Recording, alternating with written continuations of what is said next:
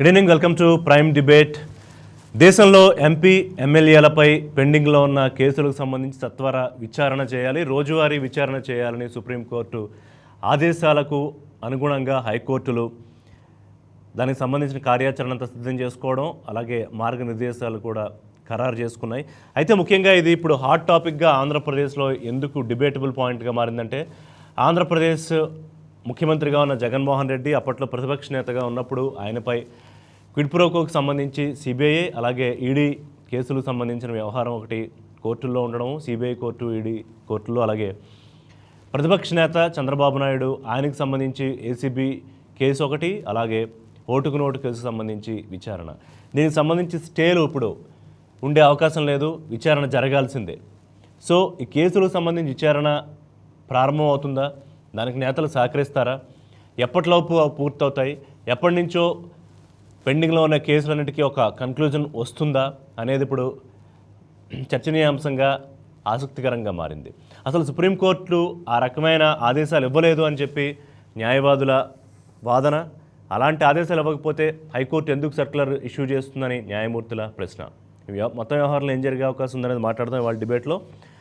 రవిచంద్రారెడ్డి గారు జాయిన్ అవుతున్నారు, వైఎస్ఆర్సీపీ జాతీయ అధికార ప్రతినిధి డిబేట్లో జాయిన్ అవుతున్నారు. దీపక్ రెడ్డి గారు తెలుగుదేశం పార్టీ ఎమ్మెల్సీ, అలాగే పార్టీ ముఖ్య నేత. నెక్స్ట్ యార్లగడ్డ రామ్ కుమార్ గారు జాతీయ సభ్యులు, బీజేపీ కిసాన్, వారు కూడా అందుబాటులోకి వస్తున్నారు. పెంటపాటి పుల్లారావు గారు ప్రముఖ రాజకీయ విశ్లేషకులు, వారు కూడా డిబేట్లో జాయిన్ అవుతున్నారు. Let us start with Pullarao గారు. పుల్లారావు గారు, నేను చెప్పినట్టుగా ఎప్పటి నుంచో అంటే 2017లోనే సుప్రీంకోర్టు ఈ రకమైన మార్గదర్శనం నిర్దేశకత్వం చేసినా కూడా అది ముందుకు కదలలేదు. కానీ ఈసారి ఖచ్చితంగా జరిపి తీరాలి రోజువారీ విచారణ అని చెప్పినట్టుగా చెబుతూ ఉన్నారు. ఎంతవరకు అవకాశం ఉంది? ముఖ్యంగా ఆంధ్రప్రదేశ్లో కేసుల తీవ్రతను బట్టి, పైగా అధికార పార్టీకి సంబంధించి ప్రభుత్వంలో ఉండడం నేత జగన్మోహన్ రెడ్డి, దానివల్ల ఎక్కువగా ఇంపార్టెన్స్ ఉంది ఆంధ్రప్రదేశ్లో అనుకోవచ్చా? మీరు ఒకటి ఫస్ట్ అడిగిన ప్రశ్న, ఎంతవరకు అవకాశం ఉన్నది డే టు డే, రోజు రోజుకి చేసి ఆఖరి తీసుకొచ్చి నాయకులు గిల్టీగా ఉంటే వాళ్ళ మీద గిల్టీ అని పెట్టి జైలుకి పంపించడం, ఆ ఫస్ట్ ప్రశ్న ఆన్సర్ చేస్తా. ఇవాళ ముగ్గురు పెద్ద నేతలు జైల్లో ఉన్నారు. మాజీ ముఖ్యమంత్రి లాలూ ప్రసాద్ యాదవ్ చొట్టాల 6 సంవత్సరాలు జైల్లో ఉండి బయటకు వచ్చారు. అలాగే మధు కూడా, బీహార్ ముఖ్యమంత్రి కూడా జైల్లో ఉండి కెరీర్ ఆగిపోయి మళ్ళీ ఇప్పుడు కూడా జైల్లో ఉన్నారు, పేరుకి వస్తున్నారు, వెళ్తున్నారు. ముగ్గురు విషయం తెలుసు. ఈ ముగ్గురు వెనకాల పెద్ద శక్తులు పడ్డారు, పెద్ద రాజకీయ శక్తులు, అప్పుడున్న గవర్నమెంట్. అందువల్ల కేసులు జరిగినాయి. ఎప్పుడైతే ఏ రాజకీయ నాయకుడి మీదైనా ఒక పెద్ద శక్తి వెనకాల లేకపోతే, పర్సూ చేయకపోతే ఏదో రకంగా కేసు మాత్రం అవదు. మీరు డే టు డే ఫలితంలో కూడా చాలా ప్రమాదం ఉన్నారు. దాదాపు అడిగితే ఎప్పుడు డే టు డే మంచిది కాదు, అదేదో కేసు అయిపోవాలి. అంత గిల్టీగా లూటీ చేసిన పొలిటీషియను ఇన్నసెంట్ అనేది ఏమైపోతుంది చెప్పండి. న్యాయం కోసం మీరు ఏమంటున్నారు?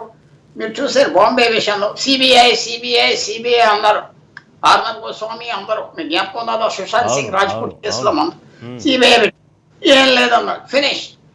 అందువల్ల మనం చూసుకునేది, మీరు అడిగిన ప్రశ్నకి పెద్ద శక్తులు వెనకాలు ఉంటే తప్పకుండా అవుతాయి. ఆంధ్రప్రదేశ్ విషయంలో మీరు జగన్మోహన్ రెడ్డి గారి పేరు చెప్పారు, ఆయన మీద డే టు డే చేయాలంటే పెద్ద శక్తుల వెనకాల పర్సూ చేయాలి. పెద్ద శక్తులు ఎవరు? రాజకీయ నాయకులైనా ఉండాలి, పెద్ద మీడియా శక్తి అయినా ఉండాలి, లేకపోతే జ్యుడిషియరీ అయినా ఉండాలి. ఎవరో పెద్ద శక్తి వెనక పడితే తప్పకుండా ఆ కేసు అలా నడుస్తారు. కానీ ఆ కేసు అనుకున్నట్టుగా నిర్ణయం ఆఖరి రాకపోవచ్చు. అది మీరు అందరు రెడీగా ఉండవలసింది ఏమిటంటే, పుల్లారావు గారు, ఇప్పుడు నా డౌట్ ఏంటంటే, మీరు అంటూ ఉన్న పెద్ద శక్తుల ప్రమేయం వల్ల కేసులు పెట్టబడి ఉండొచ్చు, ఆ విచారణ ట్రయల్ జరుగుతూ ఉండొచ్చు. అయితే ఆ ఇన్ఫ్లుయెన్స్, ఈ కన్క్లూజన్ వచ్చే సమయంలో కూడా పెద్ద శక్తుల ఇన్ఫ్లుయెన్స్ ఉంటుందా? పూర్తిగా ఉంటుంది. తర్వాత మీరు ఇప్పుడు చెప్పింది ఏంటి? సిబిఐ గవర్నమెంట్ అన్నారు, జ్యుడిషియరీ అన్నారు, రాజకీయ నాయకులు అన్నారు. అసలైన పాత్ర ఎవరికి ఉన్నారు ఈ కేసుల్లో? ప్రజలకి. వాళ్ళకి ఇంట్రెస్ట్ లేదు కదా. ప్రజల ఇంట్రెస్ట్ ఎంతవరకు? ప్రజల ఇంట్రెస్ట్ లేదు. మీరు చెప్పింది జ్యుడిషియరీ అన్నారు, గవర్నమెంట్ అన్నారు, రాజకీయ నాయకులు అన్నారు. అసలైన పాత్ర దీంట్లో ప్రజలు ప్రెషర్ ఉన్నదా లేదా? ఉమ్, లాలూ ప్రసాద్ యాదవ్ మీద అప్పుడు వచ్చింది ఏంటంటే ప్రెషర్ వచ్చింది బీహార్లో, ప్రెషర్, జైలుకి వెళ్ళాలి అతని మీద. అలా ప్రెషర్, మీరు అసలు ప్రజల గురించి మాట్లాడలేదు. ప్రజలకు ఇంట్రెస్ట్ ఉన్నదా ఆంధ్రప్రదేశ్లో లేదా? ఈ లూటర్స్ అలవాటు అందరికీ, లూట్ లూట్ లూట్ లూట్ అంతే కదా. అది మీరు చెప్పాలి. అలవాటు అంటే ఏమైనా పట్టించుకోవడం, ఓట్లు కొనే పేరాలు కదా మనకి, అది తప్పు కాదు అని వస్తే కష్టం. సో 4 శక్తి, ఏదో ఒక పెద్ద శక్తి వెనకాల ఉండాలి. ఆఖరి ఒక నిర్ణయాలు కూడా శక్తుల గురించి వస్తాయి. ఎందుకంటే గిల్టా ఇన్నసెంట్ చాలా గ్రే ఏరియా.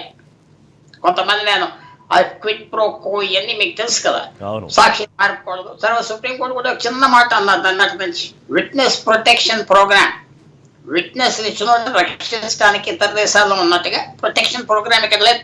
నేను బోన్ ఎక్కించి బయటకు వచ్చాక నేను ఒక్కడినే ఇంటికి వెళ్తా, ఆటో మీద కారు మీద, ఏమైపోతా. సో విట్నెస్ ప్రొటెక్షన్ ఉంటే ఇంకా మనుషులు బయటకు వస్తారు, ఇచ్చినోడు తెస్తారు. అది లేదు. సో మీరు ఆలోచించుకోవాలి ఎంతవరకు వెళ్తాయి ఈ కేసులో. ఆంధ్రప్రదేశ్ మీరు చెప్పారు కాబట్టి ఆ ఉదాహరణ ఇస్తాను. ఆ 3 ఉదాహరణలు ఇచ్చా. చొట్టాల, లాలూ ప్రసాద్, మధు కూడా, ముగ్గురు జైలుకి వెళ్ళారు. 6 సంవత్సరాలు వెళ్ళాడు టీచర్ రిక్రూట్మెంట్ లో. చొట్టాల పాపం 6 సంవత్సరాలు, వాడి కొడుకు ఇద్దరు కూర్చున్నారు. సో మీరు అది ఆలోచించుకోవాలి ఎంతవరకు ఆంధ్రప్రదేశ్లో అవుతాయి. దీపక్ రెడ్డి గారు, రోజువారీ జరిగితే సత్వర విచారణ, న్యాయం జరుగుతుందా జరగదా అనే పాయింట్ ఒకటి రైజ్ చేశారు పుల్లారావు గారు. రెండోది మోస్ట్ ఇంపార్టెంట్ ఇక్కడ కీ నోట్ పాయింట్ ఏంటంటే అసలు ప్రజలకి ఎంత మేర ఆసక్తి ఉంది ఈ అంశంలో అనేది. దీపక్ రెడ్డి గారు, really people concern about this? మొదలండి, కేవలము ఒక రాజకీయ నాయకుల మీదే కాదు, మన దేశంలో ఇదే స్ఫూర్తితో అన్ని కేసులు ఒక 1 year లోపల పూర్తి అయ్యే విధానంగా ముందుకు పోవాలి. రాజకీయ నాయకులది చాలా మంచిది. ఎందుకు అని అంటే ఒక పారదర్శకత వస్తుంది. సో ఇది is a very good step. And daily చేస్తే ఏమన్నా అవద్ది అనేది కరెక్ట్ కాదు. ఎందుకు అని అంటే కోర్టు అంత టైము వీటిపైన వెచ్చిస్తూ ఉంది. సో అందుకని డైలీ చేసిన దాని వల్ల తక్కువ జస్టిస్ జరగద్దో, లేకపోతే స్పీడీ ట్రయల్ వల్ల ఏమైనా నష్టం అవుద్దో అనేది నా ఉద్దేశంతో అది కరెక్ట్ కాదు అని చెప్పి నేను భావిస్తున్నాను. ఏదైనా కానీ ఇది ఒక మంచి పరిణామము. ఇదే విధంగా కోర్ట్ సిస్టమ్ లో ఒక మార్పులు రావాలా అని చెప్పి అందరం కోరుకోవాలి. అంటే మీరు అన్నట్టు ఇప్పుడు రాజకీయ నాయకులపై పెండింగ్లో ఉన్న కేసులు మాత్రమే కాదు, దేశంలో ఏ పెండింగ్లో ఉన్న కేసులైనా కూడా ఇంతే స్పీడీ ట్రయల్ జరగాలేనా దీపక్ రెడ్డి గారు? అంతే కదండి. ఇప్పుడు justice two long delayed is justice denied అని అన్నట్టు, ఇప్పుడు 20 సంవత్సరాలు 30 సంవత్సరాలు అన్ని కేసులు పెండింగ్ ఉన్నప్పుడు వ్యవస్థలో ఇప్పుడు ఒక గౌరవం అనేది తగ్గిపోద్ది రూల్స్ పైన. ఎందుకు అని అంటే మనం తప్పు చేసినా గానీ మన మీద పనిష్మెంట్ రాదు అని. ఇప్పుడు రాజకీయ నాయకులను ఒక్కరినే మనము ఫాల్ట్, లేకపోతే వీళ్ళు ఒక్కరి వల్లనే వ్యవస్థలో తప్పు అని చెప్పి ఈ విధంగా అనుకోవటం కూడా తప్పండి. So it is a good beginning. రాజకీయ నాయకులతో మొదలు పెట్టినారు.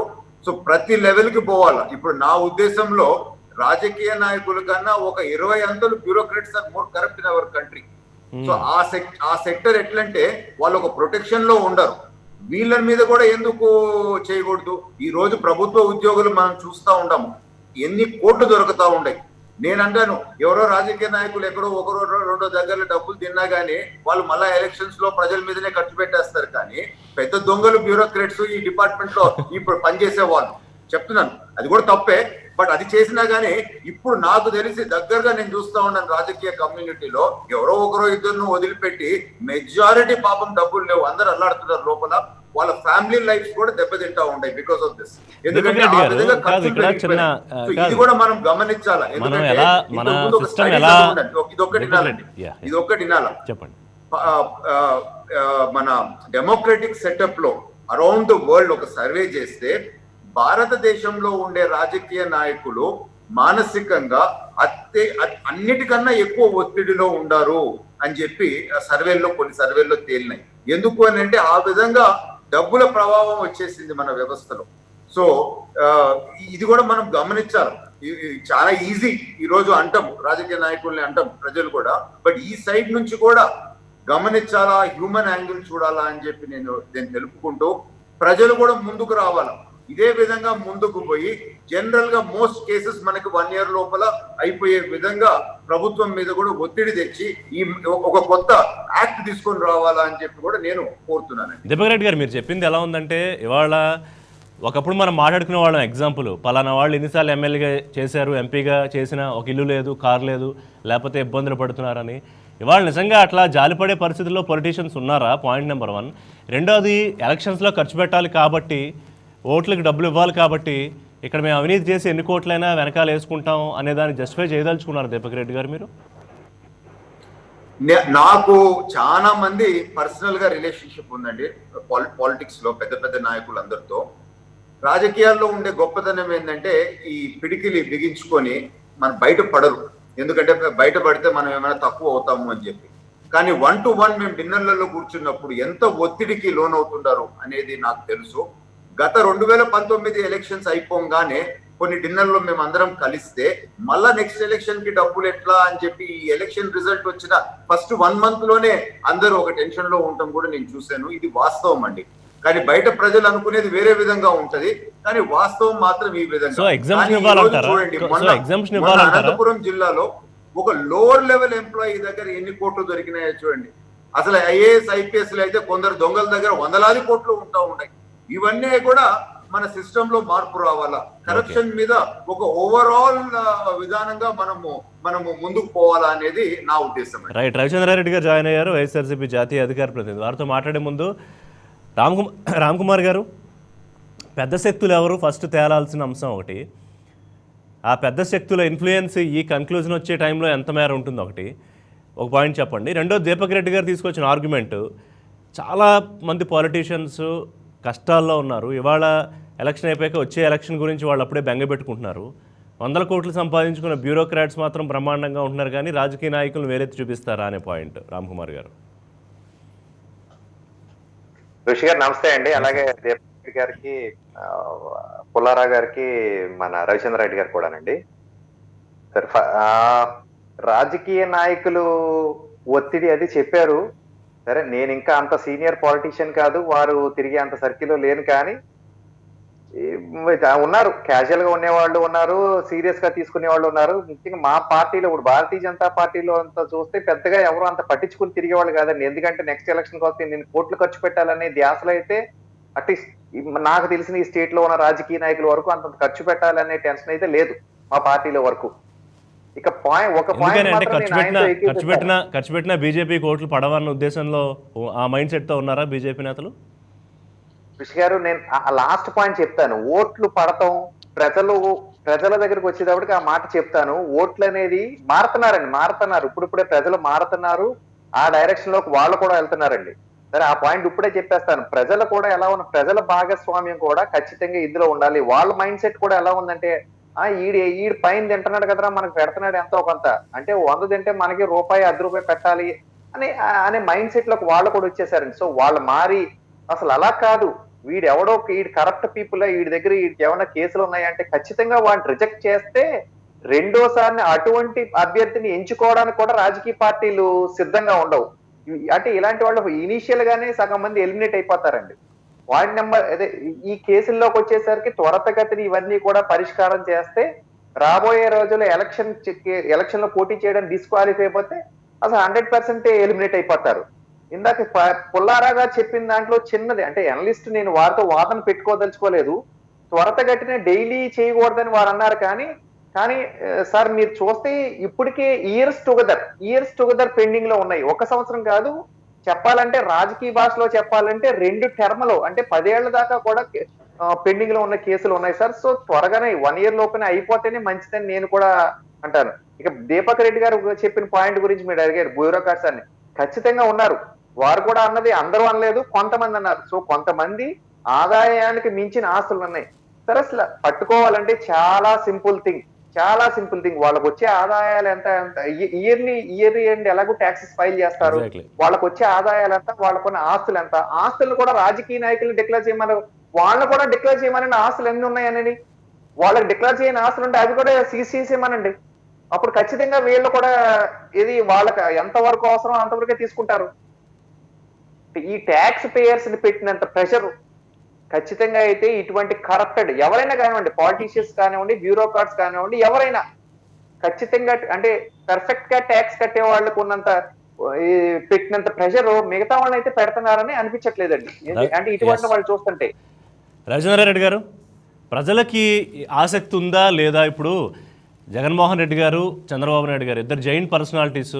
ముఖ్యంగా సుప్రీంకోర్టు ఆదేశాలతో ఆంధ్రప్రదేశ్లో ఇప్పుడు ఎందుకు ఇది హాట్ టాపిక్గా ఉందంటే ఇద్దరికి సంబంధించి కొంత కేసుల వ్యవహారాలు కోర్టులో పెండింగ్లో ఉన్నాయి, నడుస్తున్నాయి కాబట్టి.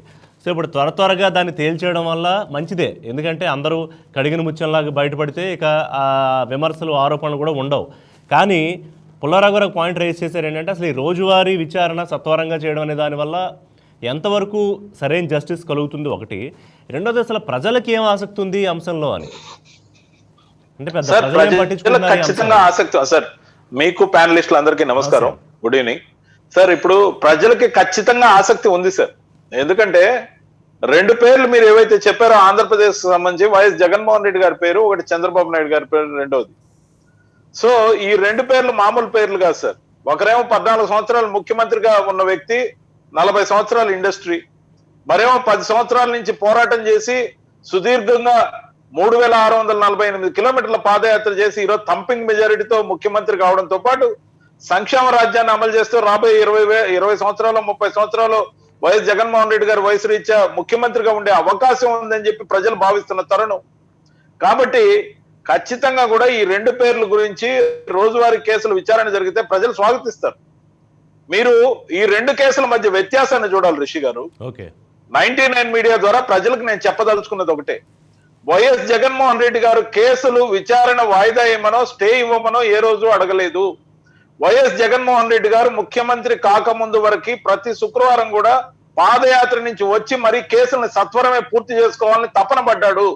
అంటే ఆ కేసులు విచారణ వేగవంతంగా పూర్తి చేసుకొని కడిగిన ముత్యం రాగా బయట రావాలి, నిర్దోషిగా బయట రావడానికి మనమంతా సహకరించాలని చెప్పి బాధ్యతతో కేసు విచారణ ఎదుర్కొన్న మనిషి. ఏరాజ్ చంద్రబాబు నాయుడు గారు in comparison to that A case విచారణకు రాకుండా స్టేల్తోనే జీవితకాలాన్ని నెట్టేయాలని ప్రయత్నించిన మనిషి. సో మేము చెప్పేది ఒకటే, ఈ రోజున వైఎస్ జగన్మోహన్ రెడ్డి గారు ముఖ్యమంత్రిగా ఉన్నప్పటికీ ఉన్నందువల్ల కేసుల విచారణ జరగాలి, కాకపోతే పర్సనల్ ఎగ్జామ్షన్ బదులు వీడియో కాన్ఫరెన్స్ ద్వారా హాజరయ్యేదానికి అనుమతి కోరుతున్నారు. దాదాపు ఇచ్చినట్టే కనపడతా ఉంది. ఇకపోతే చంద్రబాబు నాయుడు గారు స్టేలన్నీ ఎత్తించుకొని విచారణ చేయించుకుంటే ఇంక్లూడింగ్ ఇప్పుడు మేము అడుగుతున్న సిబిఐ విచారణతో సహా మొన్న ఏదైతే సిఐడి ఎఫ్ఐఆర్ నోట్ చేసిందో వాటితో సహా రోజువారీ విచారణ జరగాలి, అన్నిట్లో విచారణలు జరగాలి. ఓటుకు నోట్ల కేసు ఎటు వస్తా ఉంది, డిస్ప్రపోర్షనేట్ అసెట్స్ లక్ష్మీపార్త్ గారు వేసింది కూడా రోజువారీ విచారణకు రాబోతా ఉంది. ప్రతి ఒక్క కేసు కూడా ఖచ్చితంగా అందరికీ ఒకే న్యాయం ఉండాలి, అందరికీ ఒకే న్యాయం ఉండాలి, రోజువారీగా విచారణ జరగాలి. ఎవరు నేరం చేస్తే వాళ్ళకి శిక్ష పడాలి. నిర్దోషులని ఖచ్చితంగా కూడా నిర్దోషులని తొందరగా ప్రకటిస్తే ప్రజల్లో కడిగిన ముత్యంలో బయట ఉంటారు. మేము నమ్ముతున్నాం, మేము సహకరిస్తాం. మా ప్రభుత్వం వైపు నుంచి ముఖ్యమంత్రి గారు సహకరించేందుకు సిద్ధంగా ఉన్నారు. I must appreciate your argument అండి. అయితే జగన్మోహన్ రెడ్డి గారి తరపు న్యాయవాది అశోక్ రెడ్డి గారు వాదిస్తూ, ఇవి పత్రికలో వచ్చినవి మీరు కూడా చదువుకుంటారు, ఎమ్మెల్యేలు ఎంపీలకు సంబంధించి కేసులు రోజువారీ విచారణ చేపట్టాలని సుప్రీం ఎక్కడ ఆదేశించలేదే అంటే దానికి న్యాయమూర్తి కూడా అలా ఆదేశించకపోతే అసలు హైకోర్టు ఎందుకు సర్క్యులర్ జారీ చేస్తుందన్న వాదన కూడా జరిగింది. అంటే ఒకవైపు జగన్మోహన్ రెడ్డి గారు సత్వర విచారణ సిద్ధంగా ఉన్నారు, ఇప్పుడు అధికార ప్రతినిధిగా మీరు కూడా అది వెల్కమ్ చేస్తున్నారు. కానీ కోర్టుల్లో వాదనలు వేరేలా జరుగుతున్నాయి కదా సార్. కోర్టులో వాదనలు పూర్తి ఎవిడెన్స్ పట్టుకొని అడుగుతారు సార్, అలాటప్పగా అడగరు. ఇప్పుడు ఆ విధంగా నోటిఫికేషన్ ఇచ్చుంటే ఆ నోటిఫికేషన్ చూపిస్తే అపోజిషన్ లాయర్ ఎవరైతే ఉంటారో వాళ్ళు డిఫెన్స్ లాయర్ కాకుండా మామూలుగా పబ్లిక్ ప్రాసిక్యూటర్ మామూలుగా చూపిస్తే సరిపోద్ది. ఇప్పుడు అడిగిన దాంట్లో అసంబద్ధత ఉంటే ఇదిగో మేము చూపిస్తున్నాం, మీరు అడిగింది ఇదిగో ఈ నోటిఫికేషన్ ఉంది, మీరు నోటిఫికేషన్ లేదని ఎలా అనగలరని చెప్పి ఆయన ఆర్గ్యుమెంట్ ని కంటిన్యూ చేయొచ్చు. వేరేజ్ ఈయన అశోక్ రెడ్డి గారు అడిగారంటే దాంట్లో నిజంగా రాలేదేమో. అంటే మౌఖిక ఆదేశాలు వచ్చిన తర్వాత వేగవంతం అవుతున్న చర్యలకి మేము స్వాగతిస్తున్నాం అని చెప్పాం already. We are ready, we are very much ready. At the same time ఆ విధంగా టెక్నికల్ గా ఆ లెటర్ రాలేదంటే దాన్ని ఉటంకించారేమో, కాబట్టి దాంట్లో తప్పేం లేదు. పుల్లారావు గారు, ఈ ఇష్యూ నడుస్తూ ఉండగానే ఇంకో పిల్లు వచ్చింది, ఇంకో పిల్లు పడింది. ఫోరం ఫర్ గుడ్ గవర్నెన్స్ నుంచి పద్మనాభ రెడ్డి గారు ఆయన ఇంకో పిల్లు వేశారు. 2017లోనే ఆదేశాలు ఇచ్చినప్పటికీ పూర్తి కాలేదు. ఇప్పుడైనా కనీసం న్యాయమూర్తులను ఎక్కువగా నియమించి అవసరమైతే ఎక్కువ పని గంటలైనా చేసి ఇవి తేల్చేయాలి తొందరగా అని. సో ఆబ్వియస్గా ఫోరం ఫర్ గుడ్ గవర్నెన్స్ చెప్పింది అంటే ప్రజలకు ఆసక్తి ఉన్నట్టే అనుకోవాలి కదా పుల్లారావు గారు.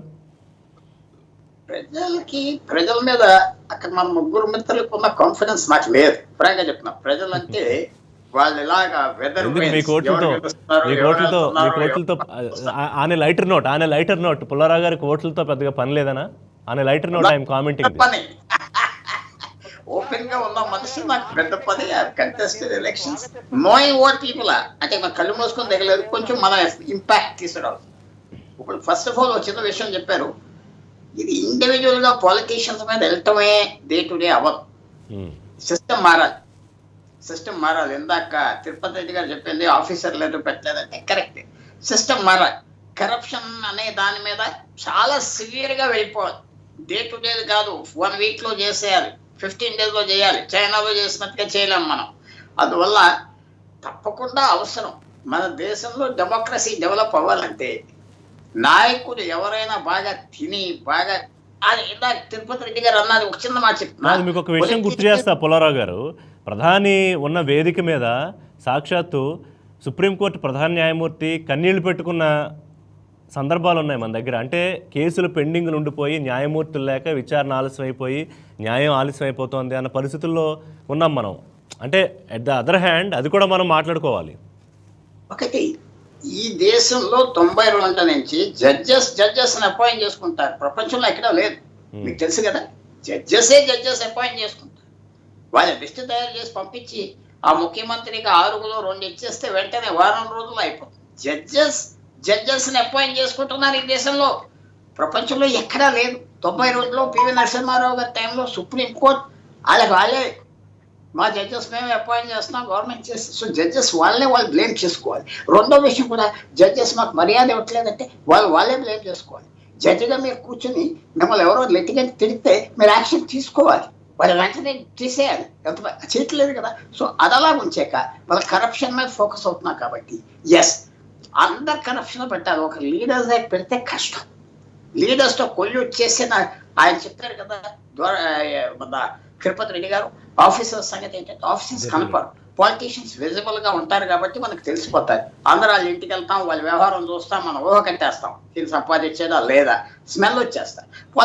బ్యూరోక్రట్స్ కనపడరు, దాక్కుంటారు.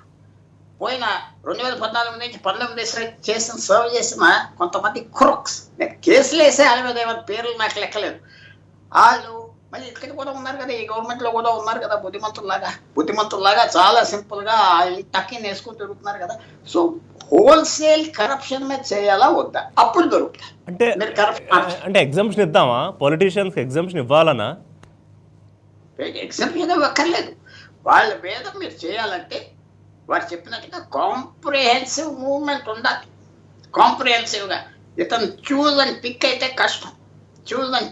కష్టం. కాంప్రిహెన్సివ్ మూవ్మెంట్ అందరి మీద వెళ్ళాలి. వెళ్ళొద్దని ఎవరు చెప్పారు?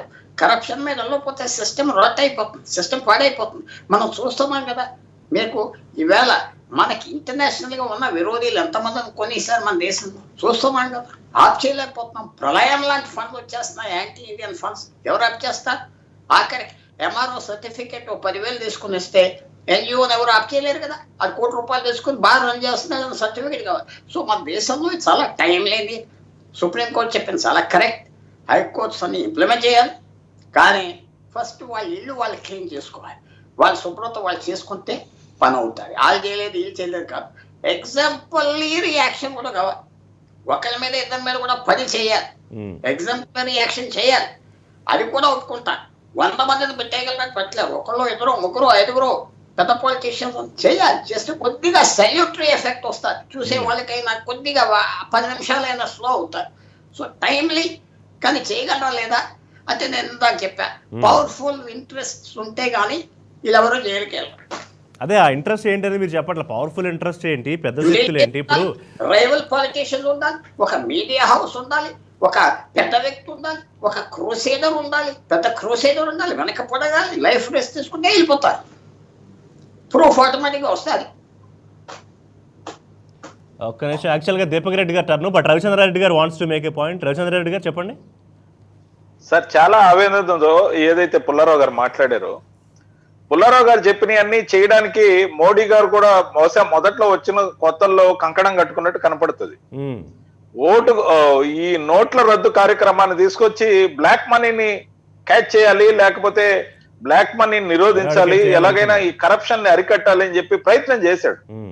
ఏం జరిగింది? డిజిటలైజేషన్ ఆఫ్ అన్నారు, మనీ అన్నారు, ప్లాస్టిక్ మనీ అన్నారు.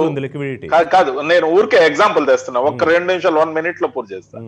అంటే ప్రయత్నం చేసినప్పటికీ ఈ రోజు ఆన్లైన్ ట్రాన్సాక్షన్స్ అంటే వాటికన్నా కూడా ఎక్కువగా క్యాష్ ఉపయోగిస్తున్నారు. ఇప్పుడు మళ్ళీ ఈ రోజున అందరి దగ్గర క్యాష్ విపరీతంగా కట్టలుగా దొరుకుతున్నాయి ఎక్కడ పట్టినా కానీ. అంతేకాకుండా ముఖ్యంగా బినామీ చట్టం ఒకటి తీసుకొచ్చారు. సార్, బినామీ చట్టాన్ని ఎందుకు తీసుకొచ్చారంటే ఎక్కడెక్కడ పొలిటీషియన్స్ కానీ, బ్యూరోక్రసీ కానీ, అవినీతి చేసేవాళ్ళు కానీ చాలా సులభతరంగా భూములు కొనేసి, వాళ్ళ పేర్లతో కాకుండా వాళ్ళు పదవుల్లో ఉన్నారు కాబట్టి వేరే వాళ్ళ పేర్లతో భూములు కొనేసి, అంటే బినామీ యాక్ట్, ఆ బినామీ యాక్ట్ ద్వారా భూములు కొనేసి, దాంట్లో సార్ ముఖ్యంగా బినామీ యాక్ట్ ని అవహేళన చేసేసారు ఎవరైతే కరప్షన్ చేస్తారో వాళ్ళు.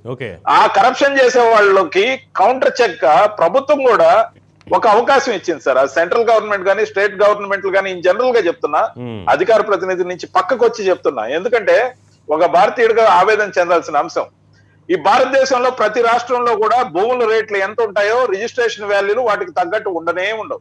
మార్కెట్ రేట్ ఒకటి ఉంటుంది, మార్కెట్ రేటుకు బదులు రిజిస్ట్రేషన్ స్టాంప్ డ్యూటీ వేరే ఉంటుంది. మరి స్టాంప్ డ్యూటీ చాలా తక్కువ ఉన్నప్పుడు రిజిస్ట్రేషన్ కి మార్కెట్ వాల్యూ పరిగణలోకి తీసుకున్నప్పుడు ఆ గ్యాప్ పీరియడ్ లో వచ్చే బ్లాక్ మనీ అంతా ఎక్కడికి పోతుంది? ఆ బ్లాక్ మనీని నిరోధించమని చెప్పి ప్రభుత్వాలు చెప్తూ, ప్రభుత్వాలే వాటికి అవకాశాలు ఇచ్చి మార్కెట్ రేట్లు సార్ 10%, 9%, 14% దాకా ఏదైతే రిజిస్ట్రేషన్ స్టాంప్ వాల్యూలు కలెక్ట్ చేస్తున్నారో వాటిని 1%, 2% కు తగ్గించి మార్కెట్ వాల్యూ తీసుకుంటే బ్లాక్ మనీని అరికట్టొచ్చు. కానీ ఎవరు చేయరు, ఎవరు ఇంటెన్షనల్ గా ఏ రాజకీయ నాయకుడు చేయడు. ఎందుకంటే రాజకీయ నాయకులకు కానీ, బ్యూరోక్రసీకి కానీ ఒక అవకాశం కావాలి. సార్, మన దేశంలో ఎన్ని చట్టాలు రూపొందించుకున్నామో, మన రాజ్యాంగాన్ని రూపొందించుకున్న దానిలో ఉన్న లూప్ హోల్స్ ను ఉపయోగించుకొని ఖచ్చితంగా కూడా కరప్షన్ అనేది వ్యవస్థీకృతం అయిపోయింది. ఒక క్రూసేడర్ లాగా మోడీ గారి ప్రయత్నం 2 విషయాలు చేశారు. ఖచ్చితంగా కూడా నేను చెప్పగలను, నోట్ల రద్దు అనేది చాలా సాహసోపేతమైన నిర్ణయం. కానీ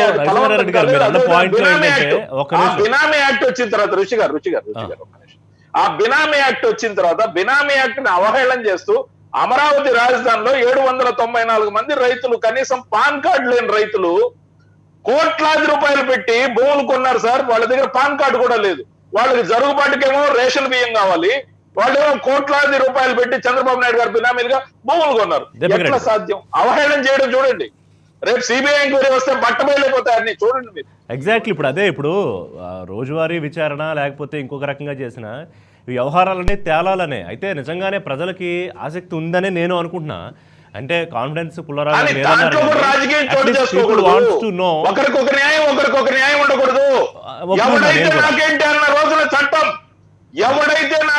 రోజున చట్టం పనిచేస్తే ఖచ్చితంగా కూడా దీపక్ రెడ్డి గారు ఒకటి, ఇప్పుడు రవిచంద్రారెడ్డి గారు చెప్పిన బినామీ భూముల వ్యవహారం, రాజధాని భూముల వ్యవహారం ఒకటి. ఇప్పుడు చంద్రబాబు నాయుడు గారు ఏదైతే స్టే అడ్డు పెట్టుకుని 15 ఏళ్లుగా తప్పించుకుంటున్నారో ఇక తప్పించుకోలేరా? ఎందుకంటే లక్ష్మీపార్వతి గారు 2005లో ఆయన అక్రమాస్తులకు సంబంధించిన ఏసీపీ కేసు స్టే ఎగిరిపోయిన తర్వాత ఇప్పుడు రోజువారీ విచారణలోకి రావడం ఒకటి, ఓటుకు నేటు కేసు ఒకటి.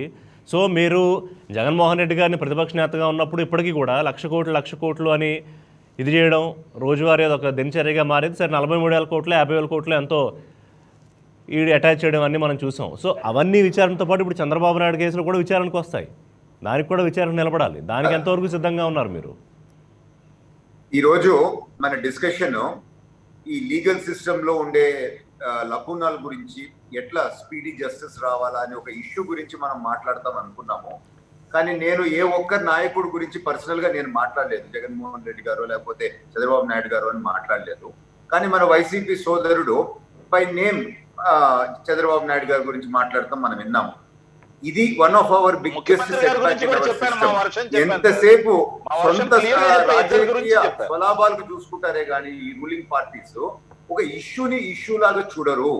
ఈ రోజు రాష్ట్రంలో అధికారంలో ఉండేది వైసీపీ పార్టీ, కేంద్రంలో ఉండేది బీజేపీ పార్టీ. మీరు చూస్తే 2 రకాల కేసులు అండి, సివిల్ కేసెస్, క్రిమినల్ కేసెస్.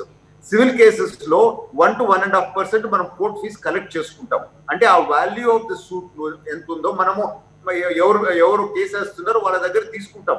అంటే ప్రభుత్వానికి పెద్ద ఖర్చు కూడా పడదండి. ఇది కావాలంటే ఇంకొక 0.5% ఎక్స్ట్రా తీసుకోండి.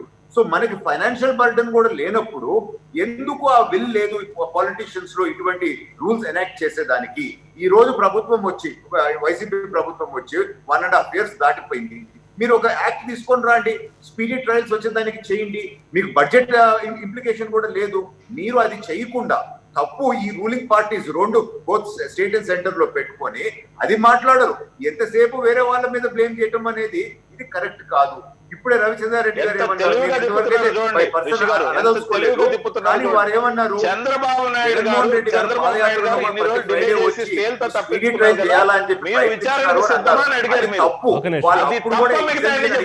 రాజేంద్రారెడ్డి గారు అది తప్ప మిగతా అన్ని చెప్తున్నారు చూడండి. మళ్ళీ పండగ తర్వాత పెట్టండి అని అన్నారు. తర్వాత సుప్రీంకోర్టు ప్రతిరోజు చేయమని చెప్పలేదు అని అన్నారు. సో వాళ్ళు దాటేయాలా, తప్పించుకోవాలా, డిలే చేయాలని చెప్పి ఒక పక్కన ప్రయత్నిస్తూ రవిచంద్రారెడ్డి మన అధికార ప్రతినిధి కనుక ఇక్కడ అద్భుతంగా మాట్లాడతాము. చంద్రబాబు గారిని మళ్ళీ తప్పు చేసి మాట్లాడతాము. చంద్రబాబు నాయుడు గారి మీద ఎక్కువ కేసులు లేవు, ఉండేది ఆ లక్ష్మీపార్వతి చేసిన ఒక కేసే. ఏదో 100 కేసులు ఉన్నట్టు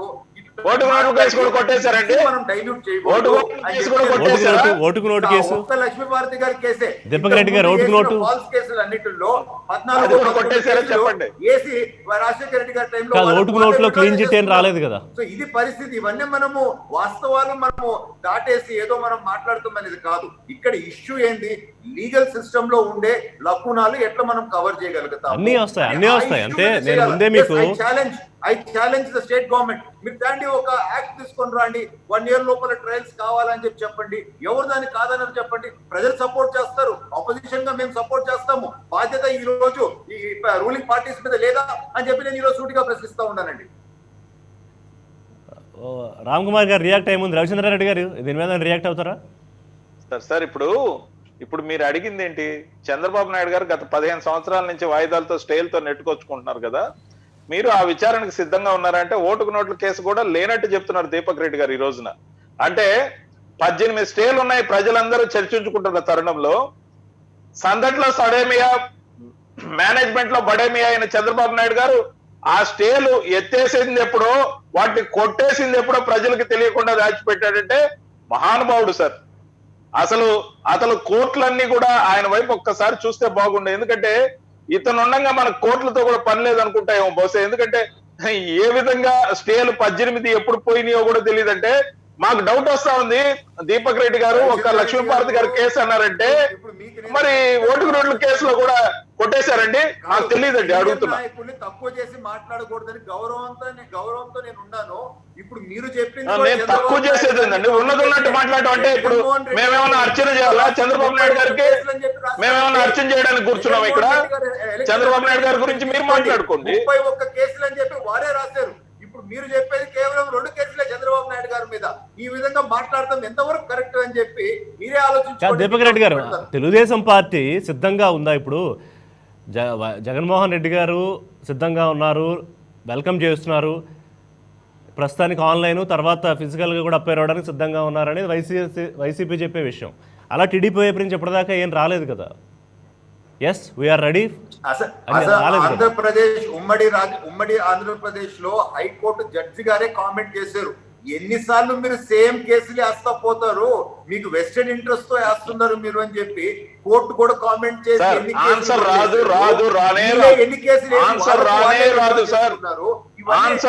పొలిటికల్ మోటివేటెడ్ అని అర్థమవుతా ఉంది కదండి.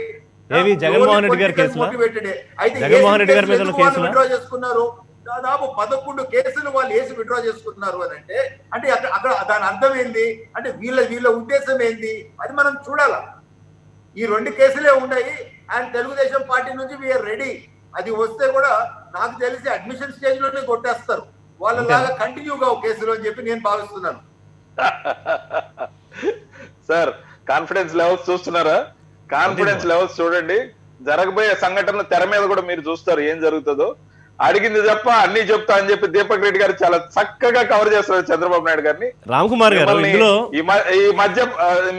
ఈ మధ్య తరచుగా చర్చలకు పంపడంలో విజయం సాధించారు చంద్రబాబు నాయుడు గారు. ఎందుకంటే బాగా కవర్ చేస్తారు, మీలాగా ఈ మధ్య కవర్ చేయలే ఎవరు.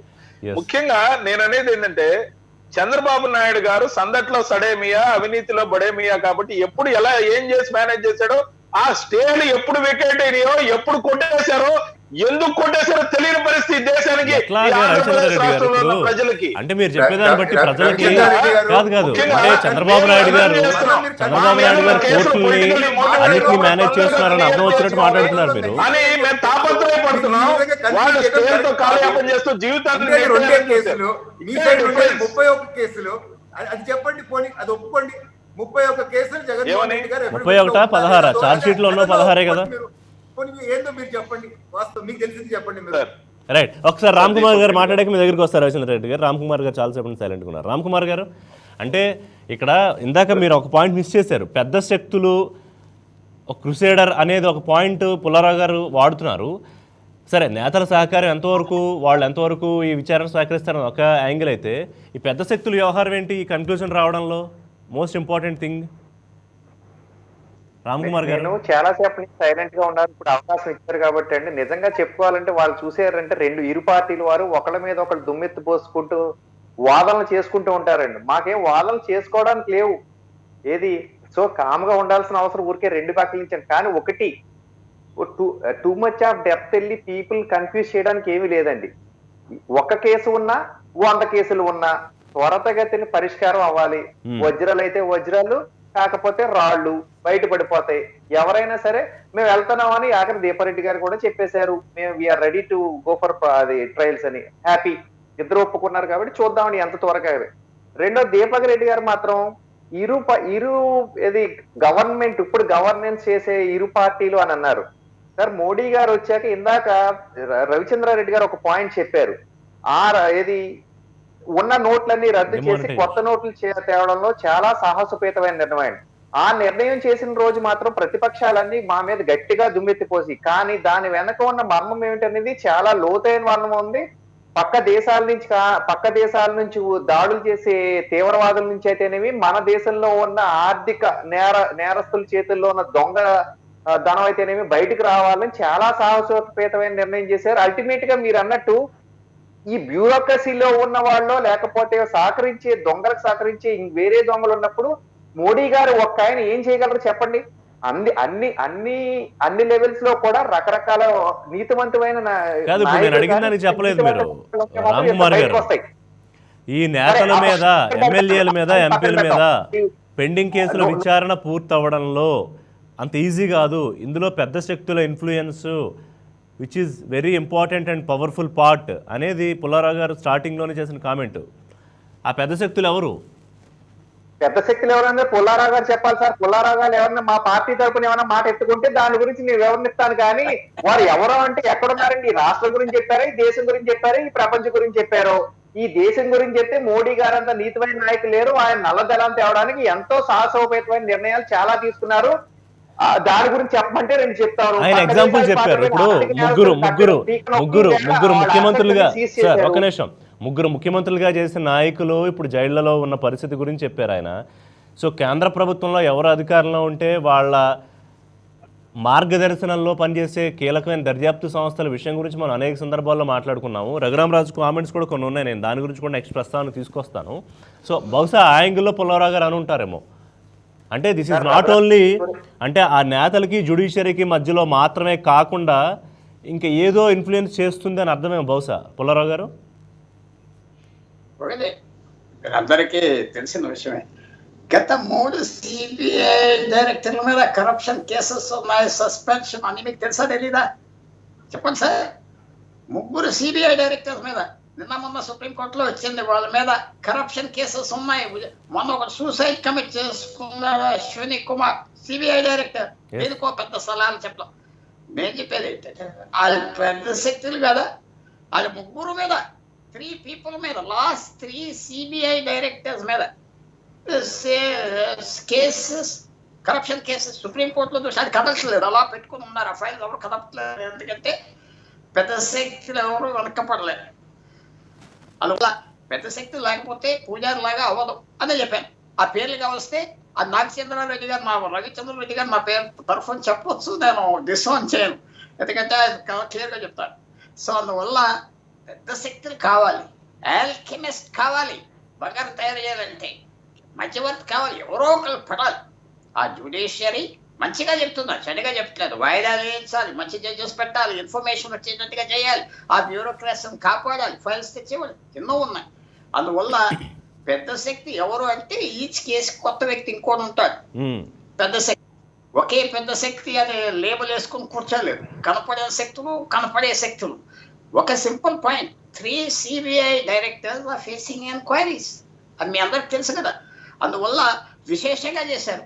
వాళ్ళు చేసిన కరప్షన్, ఆ రంజిత్ సిన్హా చేసింది చెప్తే అసలు మన బుక్స్ రాయొచ్చు, ఫిల్మ్స్ రాయొచ్చు, ఒకటే లైన్ మీద లైన్, అందరికి తెలిసిన విషయం. సో అందువల్ల అది మనం వెయిట్ చేయాలి. తర్వాత ఒక నిమిషం పుల్లారావు గారు, ఒక్క నిమిషం, ఒకసారి నేను ఇందులో ఒక న్యాయవాది ఆయన వర్షన్ కూడా తీసుకుంటా. రామ్ కుమార్ గారు 2 minutesలో మీ దగ్గరికి వస్తారు. ఉమేష్ చంద్ర మన ప్రైమ్ డిబేట్లో జాయిన్ అవుతున్నారు ఫోన్ లైన్లో. ఉమేష్ గారు న్యాయవాది. ఉమేష్ గారు, రాజకీయ నాయకులు దేశంలో ఎంపీలు ఎమ్మెల్యేలు పెండింగ్లో ఉన్న కేసులకు సంబంధించి వ్యవహారం విచారణ వేగవంతంగా పూర్తి చేయాలి. సో ఇది సుప్రీంకోర్టు ఆదేశాలు ఇచ్చిందనే మనం చర్చించుకుంటున్నాం. అలా ఇవ్వలేదని జగన్మోహన్ రెడ్డి తరపు న్యాయవాది కోర్టులో వాదిస్తే ఇవ్వకుండా హైకోర్టు ఎందుకు గైడ్లైన్స్ ఇష్యూ చేస్తుందని కోర్టు అందని వాడి పత్రికల్లో వచ్చింది. ఒకసారి దీని మీద మీరు బ్రీఫ్గా చెప్పి దీనికి ఇప్పుడు కన్క్లూజన్ డ్రా అయ్యే టైంలో మనం ఉన్నాం అనుకోవచ్చు. ఉమేష్ గారు, మొత్తం ఎవరైతే సోకాల్డ్ పెద్ద పెద్ద వాళ్ళందరి మీద కేసులు ఉన్నాయి కదా. ఋషి గారు, నా వాయిస్ మీకు వినిపిస్తుందా? వినిపిస్తుంది, క్లియర్. యా ఋషి గారు, విషయం ఏంటంటే అండి, బేసికల్లీ క్రిమినల్ కేసెస్ రిలేటెడ్వి సుప్రీంకోర్టు ఇంత ముందు కూడా జడ్జిమెంట్స్ ఇవ్వడం జరిగిందండి. ఫాస్ట్ ట్రాక్ కోర్ట్స్ ఏర్పాటు చేసి 6 months లో ఈ క్రిమినల్ కేసెస్ ఏవైతే పొలిటీషియన్స్ మీద ఉన్నాయో అవన్నీ క్లియర్ చేయాలని. ఒకటండి, ది థంబ్ రూల్ వచ్చేసి, the basic fundamental principle of law వచ్చేసి until proven guilty everyone are innocent in the eyes of law. So innocence ఉన్నప్పుడు మన ఇన్నోసెన్స్ అనేది ప్రిజంప్షన్ ఆఫ్ ఇన్నోసెన్స్ అనేది ఉంటుందండి. సో ప్రిజంప్షన్ ఆఫ్ ఇన్నోసెన్స్ ఉన్నప్పుడు ఒక వ్యక్తిని ఎమ్మెల్యే కానివచ్చు, లేదా మంత్రి కానివచ్చు, లేదా ఎంపీ కానివచ్చు, లేదు అది ఎవరైనా కానివచ్చు. కానీ కాకపోతే పాయింట్ ఏంటంటే, ఇక్కడ ఎవరి మీద ఒక చర్య పడినప్పుడు 6 months లోనే ఎక్స్పీడిషియస్ గా కంప్లీట్ చేయడం అనేది చాలా మంచి ఇష్టమైందండి. దిశ యాక్ట్ అనేది ఆంధ్రప్రదేశ్ గవర్నమెంట్ తీసుకొచ్చింది కూడా specifically for that purpose. Trial అనేది త్వరగా కంప్లీట్ అవ్వాలి. త్వరగా కంప్లీట్ అయితే అతనికి హెరాస్మెంట్ అనేది తగ్గుతుంది అనేది, that is the purpose for which the concerned court has given judgement previously. దాన్ని కొంతకాలం పాటు అది కోల్డ్ స్టేరేజ్ లో ఉండడం జరిగింది. కొన్ని కోర్ట్స్ ఫాస్ట్ ట్రాక్ కోర్ట్స్ అని ఏర్పాటు చేయడం జరిగింది. క్రిమినల్ కోర్టుల్లో ఫాస్ట్ ట్రాక్ కోర్ట్స్ మనకి నాంపల్లిలో కూడా ఒక సెపరేట్ కోర్ట్ ని డెసిగ్నేట్ చేయడం జరిగింది. ఇక్కడ తెలంగాణలో కూడా ఆ డెసిగ్నేట్ చేసి దాని స్పెసిఫిక్ పర్పస్ ఎంపీస్ ఎమ్మెల్యేస్ మీద ఏమైనా ఛార్జెస్ ఉంటే ఆ ఛార్జెస్ లో ట్రయల్ కండక్ట్ చేయడం. అయితే ఇక్కడ ఏమైందంటే అండి, బేసికల్లీ కొంతమంది ఈ quash petition section 482 of CrPC ఉంటుందో దాన్ని ఉపయోగించుకొని హైకోర్టుకు వెళ్ళి కొన్ని స్టేస్ తెచ్చుకోవడం జరిగింది. స్టే తెచ్చుకున్న తర్వాత దానికి కూడా సుప్రీంకోర్టు ఏం చెప్తుందంటే, స్టే అనేది ఇట్లాంటి కేసులు ఏమన్నా ఉన్నా 6 నెలల మాత్రమే ఉంటుంది. 6 నెలల తర్వాత మళ్ళా ట్రయల్ కండక్ట్ అవ్వాలి ఖచ్చితంగా ఈ కేసుల్లో చెప్పినప్పుడు కూడా సుప్రీంకోర్టు ఒక డెసిషన్ లో చెప్పడం జరిగింది. ఏదన్నా క్వాష్ పిటిషన్ లో కానీ ఏదన్నా వేసుకున్నప్పుడు 482 కింద దానిలో హైకోర్టు స్టే ఇచ్చినా ఆ స్టే యొక్క అది 6 నెలలు మాత్రమే ఉంటుంది. అది నిరంతరం ఉండదు. ఆ తర్వాత దీనికి సంబంధించిన ట్రయల్ కనెక్ట్ అవ్వాలని ఇంత ముందు కూడా సుప్రీంకోర్టు చెప్పడం జరిగింది. సో ఇన్ పర్సూవెన్స్ ఆఫ్ దట్ దాన్ని ఈరోజు చేస్తూనే ఈ మధ్యకాలంలో సుప్రీంకోర్టు మళ్ళా డైరెక్షన్ ఇవ్వడం జరిగింది. ఎంపీస్ ఎమ్మెల్యేస్ మీద హానరబుల్ జస్టిస్ ఎన్వి రమణ గారి బెంచ్ ఒకటి మనకి సుప్రీంకోర్టులో జడ్జిమెంట్ ఇవ్వడం జరిగింది.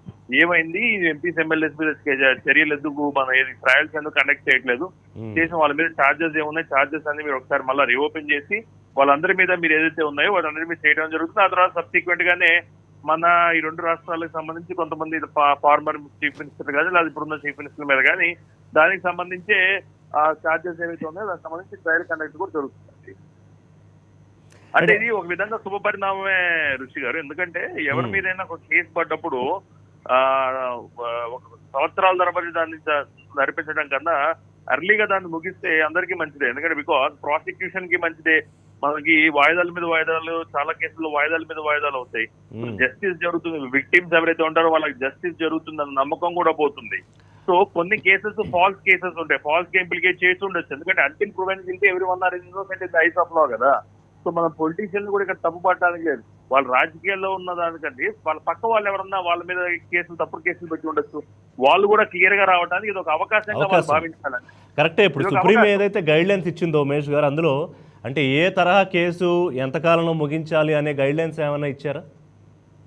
అంటే మామూలుగానే బై నేచర్ అండి 6 months లో ముగించాలండి. ఏ కేసు అని, ఈ కేసు అని కాదు, ఆ కేసు అని కాదు, ఏ కేసు అయినా వాళ్ళ మీద ఒకసారి ట్రయల్ స్టార్ట్ అయిన తర్వాత 6 months లో ముగించాలి. సో వీళ్ళు కూడా చెప్పింది ఏంటంటే, కానీ మేము ఇంతకుముందు ఆర్డర్ ఇట్లాంటి ఇచ్చినా దాన్ని ఎంతకాలం అమలు కావట్లేదు, సో మీరు దయచేసి ఒక 2 నెలల్లో రివ్యూ చేసి సిచ్యువేషన్ మొత్తం రివ్యూ చేసి వేటి మీద స్కేల్ ఉన్నాయి, వేటి ట్రయల్స్ రెగ్యులర్ గా ఉండాలి, పాండమిక్ ఏదైతే కోవిడ్ పాండమిక్ సిచ్యువేషన్ ఉన్నది మీరు ఒక ప్రీటెక్స్ట్ గానో ఒక ఫాల్స్ ఎక్స్క్యూజ్ గానో తీసుకోకుండా, అవసరం అనుకుంటే ఇప్పుడు వీడియో కాన్ఫరెన్సింగ్ ద్వారా కూడా నడుస్తున్నాయి కాబట్టి మీరు ఫస్ట్ ఎవరెవరైతే పొలిటీషియన్స్ మీద కేసులు ఉన్నాయో వాళ్ళందరి కేసులు, ఎంపీస్ కానీ ఎమ్మెల్యేస్ కానీ వాళ్ళందరి కేసులు మీరు త్వరగతిన తేల్చండి సుప్రీంకోర్టు చెప్పడం జరిగింది. It's very positive favourable order అండి. ఎందుకంటే ఎవరెవరైతే ఫాల్స్ ఇంప్లికేట్ అయిన వాళ్ళు చాలా మంది ఉండొచ్చు, వాళ్ళలో ఎమ్మెల్యేస్ పొలిటికల్లీ మోటివేటెడ్ కేసెస్ చాలా ఉండొచ్చు. పొలిటికల్లీ మోటివేటెడ్ కేసెస్ వేసిన వాళ్ళందరూ కూడా they will come very clean on with regard to these cases కదా. So obviously it's positive move in all aspects అండి. ఆ తర్వాత ఆబ్వియస్ గా వాళ్ళకి ఛాలెంజ్ చేసుకుని అపీల్ చేసుకునే రైట్ ఉంటుంది. That is not been taken over by the honourable supreme court judgment. But ఏదైతే లోవర్ కోర్టులో ఫాస్ట్ ట్రాక్ కోర్ట్స్ ఏవైతే ఉన్నాయో వాటి యొక్క ట్రయల్ ఏదైతే ఉందో దాన్ని మీరు త్వరితగతిన పూర్తి చేస్తే జస్టిస్ అనేది ఎవరైతే విక్టిమ్స్ ఉన్నారో వాళ్ళకైనా, లేదు కొన్నిసార్లు ఫాల్స్ కేసెస్ కనుక పాయిస్ చేస్తే ఆ ఎంపీస్ కానీ ఎమ్మెల్యేస్ కూడా జరుగుతుంది అనేది that's the spirit of the judgment. ఇంకొక విషయం ఉమేష్ గారు, ఇప్పుడు ఏదైతే ఆంధ్రప్రదేశ్లో ఇప్పుడు ఎందుకు హాట్ డిబేటబుల్ పాయింట్ అయిందంటే, మీరు ఇందాక అన్నట్టు ప్రస్తుత ముఖ్యమంత్రి గారి మీద, అలాగే ప్రతిపక్ష నేతగా ఉన్న చంద్రబాబు నాయుడు గారి మీద ఇద్దరికి సంబంధించి కేసుల వ్యవహారం ఉంది కాబట్టి రోజువారీ విచారణలో దీనికి సుమారు ఎంతకాలంలో ఒక కన్క్లూజన్ వస్తుంది అనే ఒక ఎక్స్పెక్టేషన్ ఏమన్నా పెట్టుకోవచ్చా? అంటే నా ఉద్దేశంలో అండి, బేసికల్ నా టు మై లిమిటెడ్ నాలెడ్జ్ అండి, మామూలుగా 6 months అంటాం. ఇంకోటి ఏంటంటే నేనేమంటానంటే ఋషి గారు, because I'm from the neutral stand point నుంచి చెప్తున్నా, I'm not biased for this party or that party. So from the neutral stand point నుంచి మాట్లాడుతున్నప్పుడు సుప్రీం కోర్టు ఇచ్చిన జడ్జిమెంట్ కి అన్ని కేసులు అందరి మీద ఓపెన్ అవుతాయి కదా. మీరు అన్నట్టు జగన్మోహన్ రెడ్డి గారి మీద ఓపెన్ అయ్యి ఉండొచ్చు, లేదా చంద్రబాబు నాయుడు గారి మీద సంబంధించి లక్ష్మీపార్వతి గారి కేసు ఓపెన్ అవ్వచ్చు, అలాగే రేవంత్ రెడ్డి గారి మీద ఉన్న కేసులు ఓపెన్ అవ్వచ్చు, లేదా ఇంకొకరి మీద ఉన్న కేసులు ఓపెన్ అవ్వచ్చు. అన్ని కేసులు ఓపెన్ అవుతాయి. ఇది ఆ కేసుకి కన్ఫైన్ చేయండి, ఈ కేసు వరకు ఓపెన్ చేయండి, ఆ కేసు వరకు అట్లా బయాస్ డెసిషన్ ఏ కోర్టు ఇవ్వదు కదా, ఇవ్వలేదు కూడా ఆబ్వియస్ గా. సో నేనేమంటానంటే, ఇదేదో ఒక ముఖ్యమంత్రి గారిని ఇబ్బంది పెట్టడం కోసమనో దానికోసం అది త్వరగా జరిగిందంటే it's not proper on any one's part అండి. ఎందుకంటే అట్లా ఎక్స్పర్సన్స్ క్యాస్ట్ చేయడం రైట్ కాదు.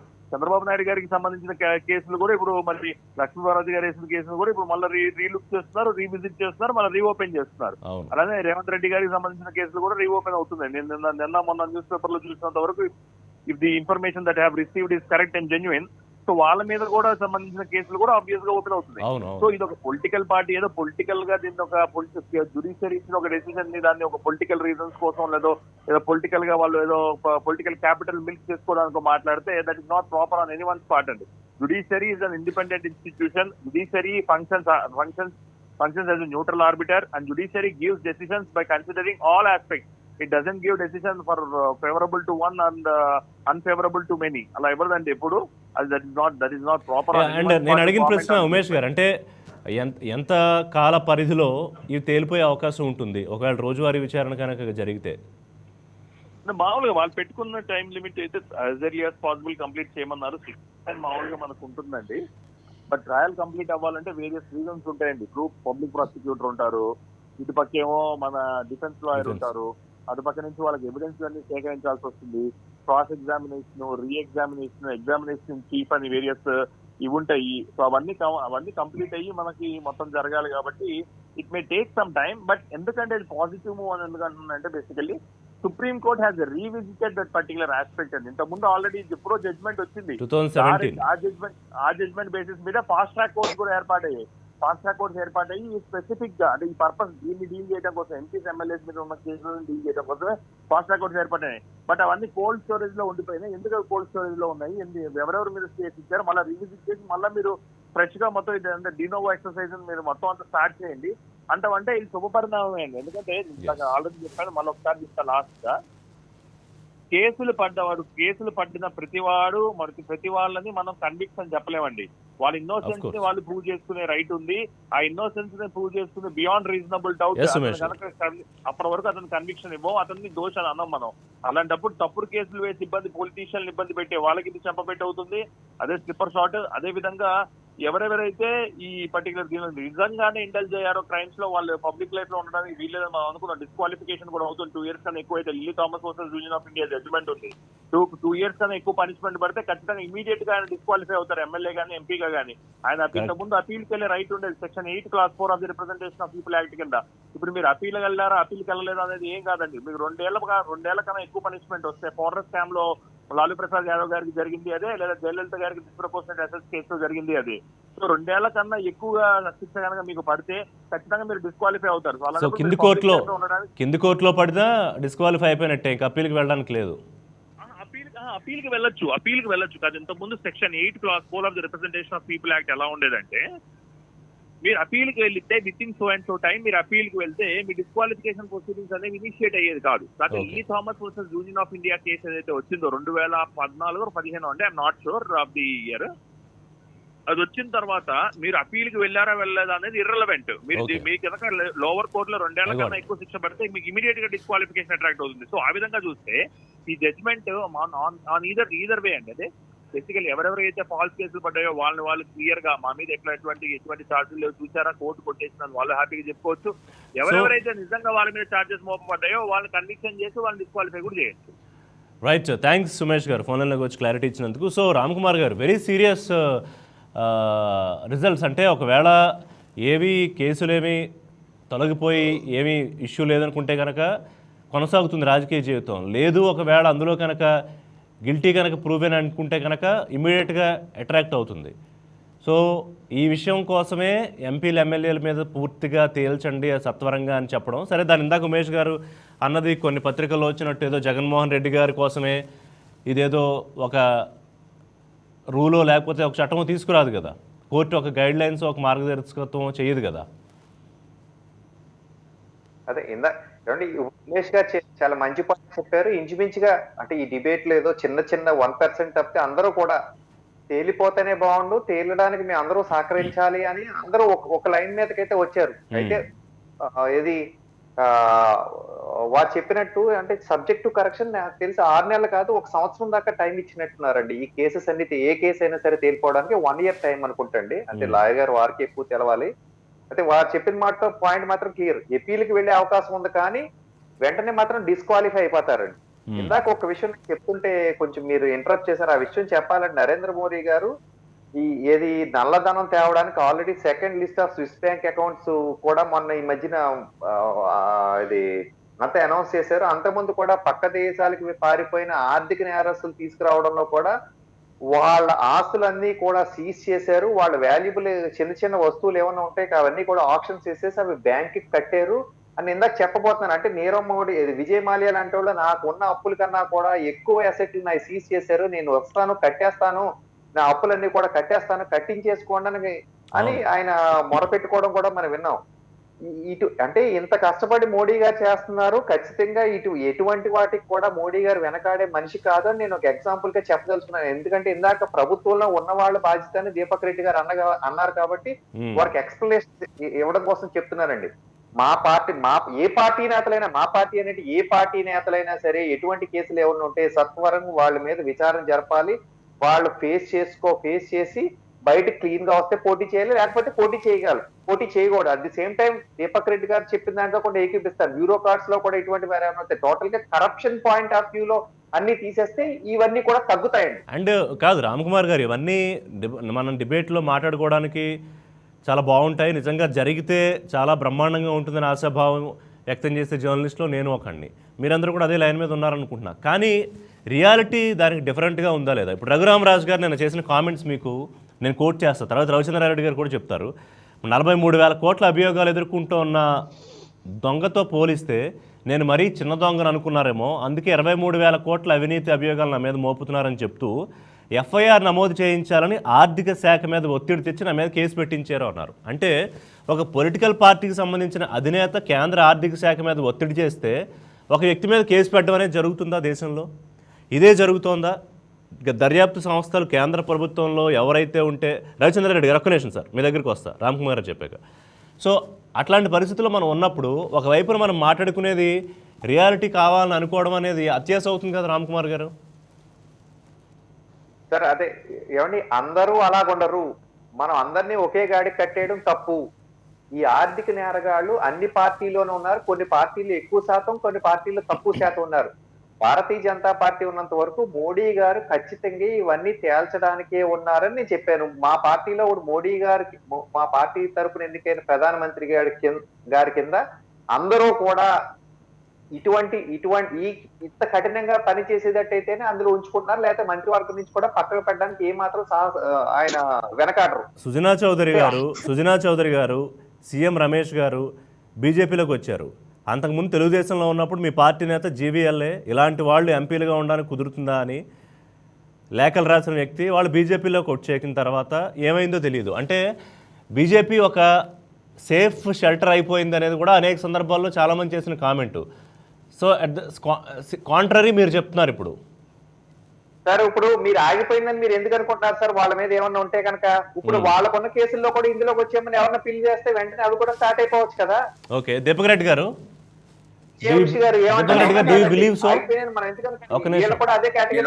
ఉన్నారు కదా. రవిచంద్ర రెడ్డి గారు మీ దగ్గరికి వస్తా ఒక నిమిషం. దీపక్ రెడ్డి గారు ఒక 2 ఇంపార్టెంట్ ఆస్పెక్ట్స్ నేను క్లారిఫై చేయాలనుకుంటున్నానండి. ఫస్ట్ థింగ్ ఇస్ ప్రైమ్ ఆఫెసీ ఇది మేము తెలుగుదేశం పార్టీ తరఫున 100% స్వాగతిస్తున్నాము. ఇది మంచిది అని మేము భావిస్తున్నాము. రెండోది, రవిచంద్రారెడ్డి గారు ఇందాక చంద్రబాబు నాయుడు గారి మీద 1-2 కేసులు అవి ఇవి అని అన్నారు కదా, దానికి కొంచెం నేను క్లారిఫికేషన్ ఇవ్వాలనుకుంటున్నాను. వారు ఊహించినట్టు ఏమన్నా అవుద్ది చంద్రబాబు గారికి అనేది ఏమి కాదు. కానీ వాళ్ళ సంతోషము, వాళ్ళ వాళ్ళ వాళ్ళ అత్యాశ వాళ్ళకే చుట్టుకుంటది. ఎందుకు అనంటే ఈ రోజు భారతదేశంలో ఉండే అన్ని రీజనల్ పార్టీస్ లో మనం చూస్తే highest number of FIRs and cases are against YCP MLAs and MPs అండి. దాదాపు 100 మంది పైన ఎమ్మెల్యే అండ్ కంటెస్టెడ్ క్యాండిడేట్స్ పైన 14 మంది ఎంపీల పైన ఉందండి. So number 1 in India in criminal cases today is YCP. So మాకేమో అవద్ది అని చెప్పి వారు సంతోషపడుతుంటారు. సో భయం ఏంటంటే మీ వాళ్ళు ఇరుక్కుంటారు ఎక్కువ అనేది, అది మీరు జాగ్రత్త పడాలా. సో ఆ యాంగిల్లో మీరు చూడండి, వేరే వాళ్ళ చెడ్డ కోరుకోవద్దు అని చెప్పి నా సలహా అండి. సార్ రవిచంద్ర రెడ్డి గారు, మా ఎంపీలు తప్పు చేస్తున్నా, మా ఎమ్మెల్యేలు తప్పు చేస్తున్నా ఖచ్చితంగా శిక్షలు పడాలి. అప్పుడే యంగ్స్టర్స్, మా పార్టీలో ఉన్న వాళ్ళు, కొత్త వాళ్ళకి అవకాశం వస్తుంది sir. We welcome the judgments. If they are really guilty we welcome. ఎందుకు ఎల్లకాలం ఒకరే ఎంపీగా ఉండాలి? రవిచంద్రారెడ్డి గారు, చంద్రబాబు నాయుడు గారు ఎల్లకాలం ఆంధ్రప్రదేశ్ కు ముఖ్యమంత్రిగా ఉండాలని కోరుకొని మాకేం కాదు అంటున్నాడంటే, కోర్టులు జడ్జిమెంట్లు అప్పుడే వీళ్ళకి ఎలా తెలుసు? కోర్టులు ఏం విచారిస్తే ఏ విధంగా పనిష్మెంట్ ఇస్తాయో ఎలా తెలుసు? చెప్పారు దీపక్ రెడ్డి గారు.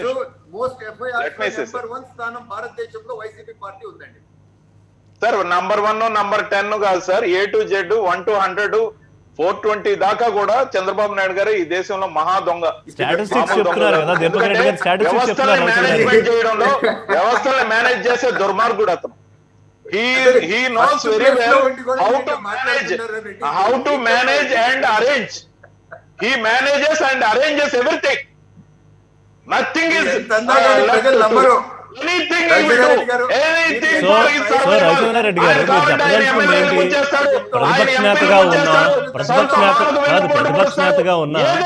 ప్రతిపక్షనేతగా ఉన్న చంద్రబాబు నాయుడు వ్యవస్థల్ని మేనేజ్ చేసేంత పవర్ఫుల్ పొజిషన్ లో ఉన్నారని చెప్పదలుచుకున్నారు. రాజకీయంలో మామూలుగా ఎవరు లేరు ఇలాంటి విషయాలు అందివేసిన చెయ్యి ఆయన. కాబట్టి చంద్రబాబు నాయుడు గారి గురించి మీరు ఎంత తాపత్రయంతో మాట్లాడినా కొన్ని పేటెంట్ హక్కులు ఉన్నాయి ఆయనకి, వెన్నుపోటుకి, అవినీతికి ఐకాన్ గా, ఇవన్నీ కూడా అరేంజ్మెంట్ మేనేజ్మెంట్లకి, వ్యవస్థలను మేనేజ్ చేయడంలో సిద్ధావస్తుడని, వెన్నతో పెట్టిన విద్య అని. అదే చంద్రబాబు నాయుడు వ్యవస్థలు మేనేజ్ చేస్తారు, సో వైసీపీ నేతలకు నష్టం జరుగుతుందని మీరు భయపడుతున్నారా రవిచంద్ర రెడ్డి గారు? కాదు, నా క్వశ్చన్ ఏనండి. కాదు, ప్రతిపక్ష నేతగా ఉండి కూడా చంద్రబాబు నాయుడు గారు ఇంకా సచ్ ఏ పవర్ఫుల్ పర్సనాలిటీ అని మీరు నమ్ముతున్నారా? Point number 1. ఆయన పవర్ఫుల్ వల్ల, ఆయన పవర్ తో కాదు, ఆయన పవర్ తో ఇప్పుడు మీకు ఇబ్బంది కలుగుతుందని భయపడుతున్నారా? మేము నమ్మడం కాదు సార్, మేము నమ్మడం కాదు, వాస్తవం కూడా అదే. మేము నమ్మడం కాదు సార్. కొన్ని వ్యవస్థల్లోకి తను కులం పేరుతో కొందరిని చొప్పించాడు. వాళ్ళకి ఆయాచితంగా ప్రమోషన్లు వచ్చి పెద్ద స్థానాల్లోకి వెళ్ళేలాగా నెట్టుకెళ్ళాడు. ఇప్పుడు సరిగ్గా సమయం వచ్చింది, వాళ్ళకి కావాల్సింది అందించి ఆయన మేనేజ్ చేసి ఆయన అరేంజ్మెంట్లన్నీ చేసి కులం కోణంతో వాళ్ళని వాడుకోవడానికి ఈ కుట్రలకు బీజం వేసిన నాయుడు గారే చంద్రబాబు నాయుడు గారు. వాళ్ళని అంటే అత్యంత క్రిమినల్ పాలిటిక్స్, క్రిమినల్ బ్రెయిన్ ఉన్న నాయకుడు చంద్రబాబు నాయుడు. కుట్రలకు ప్రధానమైన సూత్రధారి చంద్రబాబు నాయుడు గారు. దాంతో పాటు ఇందాక ఒక మాట అన్నారు, మా ముఖ్యమంత్రి గారి గురించి రఘురామ కృష్ణరాజు గారు ఏదో అన్నారని. సార్ నన్ను కంప్లీట్ చేయండి, అయిపోయిన దానికి దీపక్ రెడ్డి గారికి బాగా ఎక్కువ టైం ఇవ్వండి. మాకు రఘురామ కృష్ణరాజు గారు ఏదో వ్యాఖ్య అన్నారని. రఘురామ కృష్ణరాజు గారు మా పార్టీలో ఉంటూనే మా పార్టీ ఆయన్ని పూర్తిగా విడిచిపెట్టేసింది. ఆయన మా పార్టీ అని పెద్దగా పట్టించుకోవట్లేదు, డిస్క్వాలిఫై చేయమని చెప్పేశారు. విడిచిపెట్టిన తర్వాత ఊరికి పెద్ద అన్నట్టు బయట కూర్చొని ఎల్లో మీడియాలో రోజు ఐటమ్ బాంబ్ లాగా తయారయ్యారు. ఆయన TV5 కి ఒక విడత, ABN కి ఒక విడత, రోజువారి ఈయన మహానాయకుడని, ఈయన చాలా పెద్ద నాయకుడని, ఏదో అన్నా హజారే అని, లేకపోతే మన్మోహన్ సింగ్ లాంటి ఆర్థికవేత్తని, సంఘ సంస్కర్త అని, మరి ఈయన్ని రోజువారీగా కూర్చోబెట్టి ఆయన ప్రెస్ మీట్లు లేకపోతే లైవ్ డిబేట్లు రచ్చబండలు ఆయన చెప్పేది ప్రామాణికమా సార్? కాదు, పాయింట్ మేము మా పార్టీ వద్దు పొమ్మని అన్నాక, మా పార్టీ వద్దు పొమ్మన్నాక ఆయన మా మీద ఆరోపణలు చేస్తే శాంక్టిటీ ఉంది. 43,000 కోట్లని ఆయన మాట్లాడాడు. నేను చిన్న దొంగని అన్నాడు. ఆయన చిన్న దొంగనని ఒప్పుకున్నాడు, మేము ఒప్పుకోం. కాదు కదా, ఆయన ఏమన్నాడంటే మా పార్టీ నాయకుడైన వైఎస్ జగన్మోహన్ రెడ్డి గారి మీద పొలిటికల్ 43,000 కోట్ల దొంగతనంతో పోలిస్తే కాంగ్రెస్ పార్టీ నేను చిన్న దొంగను అనుకుంటాను. కాదు, నా మాట పెట్టింది. కాదు, నా మాట వినండి సార్. ఇప్పుడు ఇందులో దొంగ కేసులు పెట్టింది సార్. ఒక్క నిమిషం రవిచంద్రారెడ్డి గారు, ఇందులో ఇవన్నీ వదిలేయండి. ఆయన చెప్పిన దాంట్లో కీలకమైన పాయింట్ ఏంటంటే PNBకి సంబంధించిన చైర్మన్ CEO జగన్మోహన్ రెడ్డిని ఢిల్లీలో కలిసిన మరుసటి రోజే FIR నమోదు చేయించాలని నా మీద, ఆర్థిక శాఖ మీద ఒత్తిడి తెచ్చి నా మీద కేసు పెట్టించారన్నారు. అంటే ఒక ప్రాంతీయ పార్టీకి సంబంధించిన అధినేత కేంద్ర ఆర్థిక శాఖ మీద ఒత్తిడి పెట్టించి రఘురామరాజు మీద కేసు పెట్టించగలుగుతారా? ఇది పాయింట్.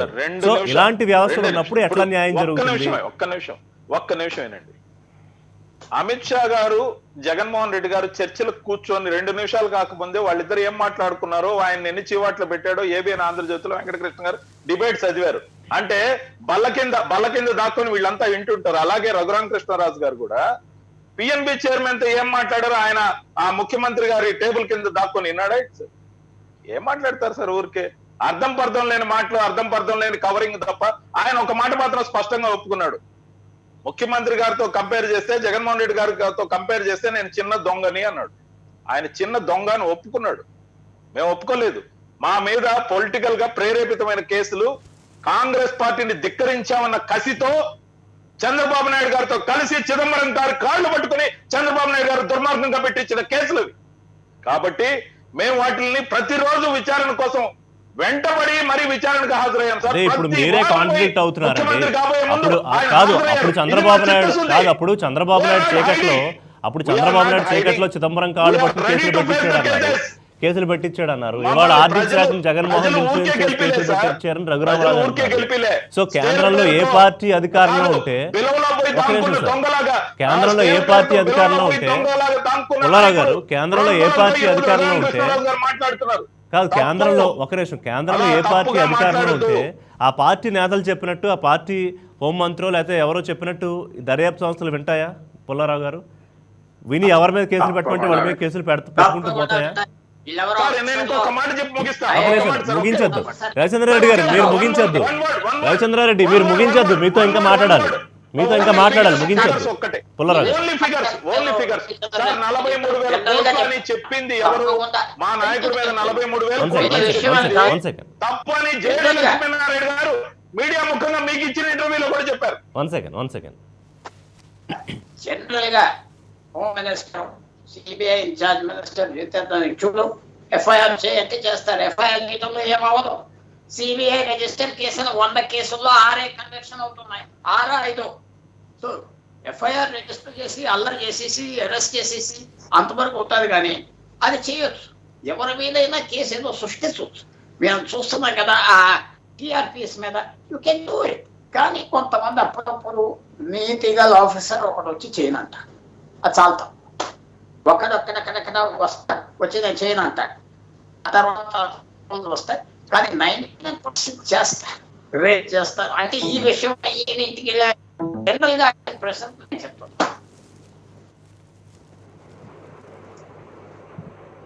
పుల్లారావు గారు వినపడుతుందండి.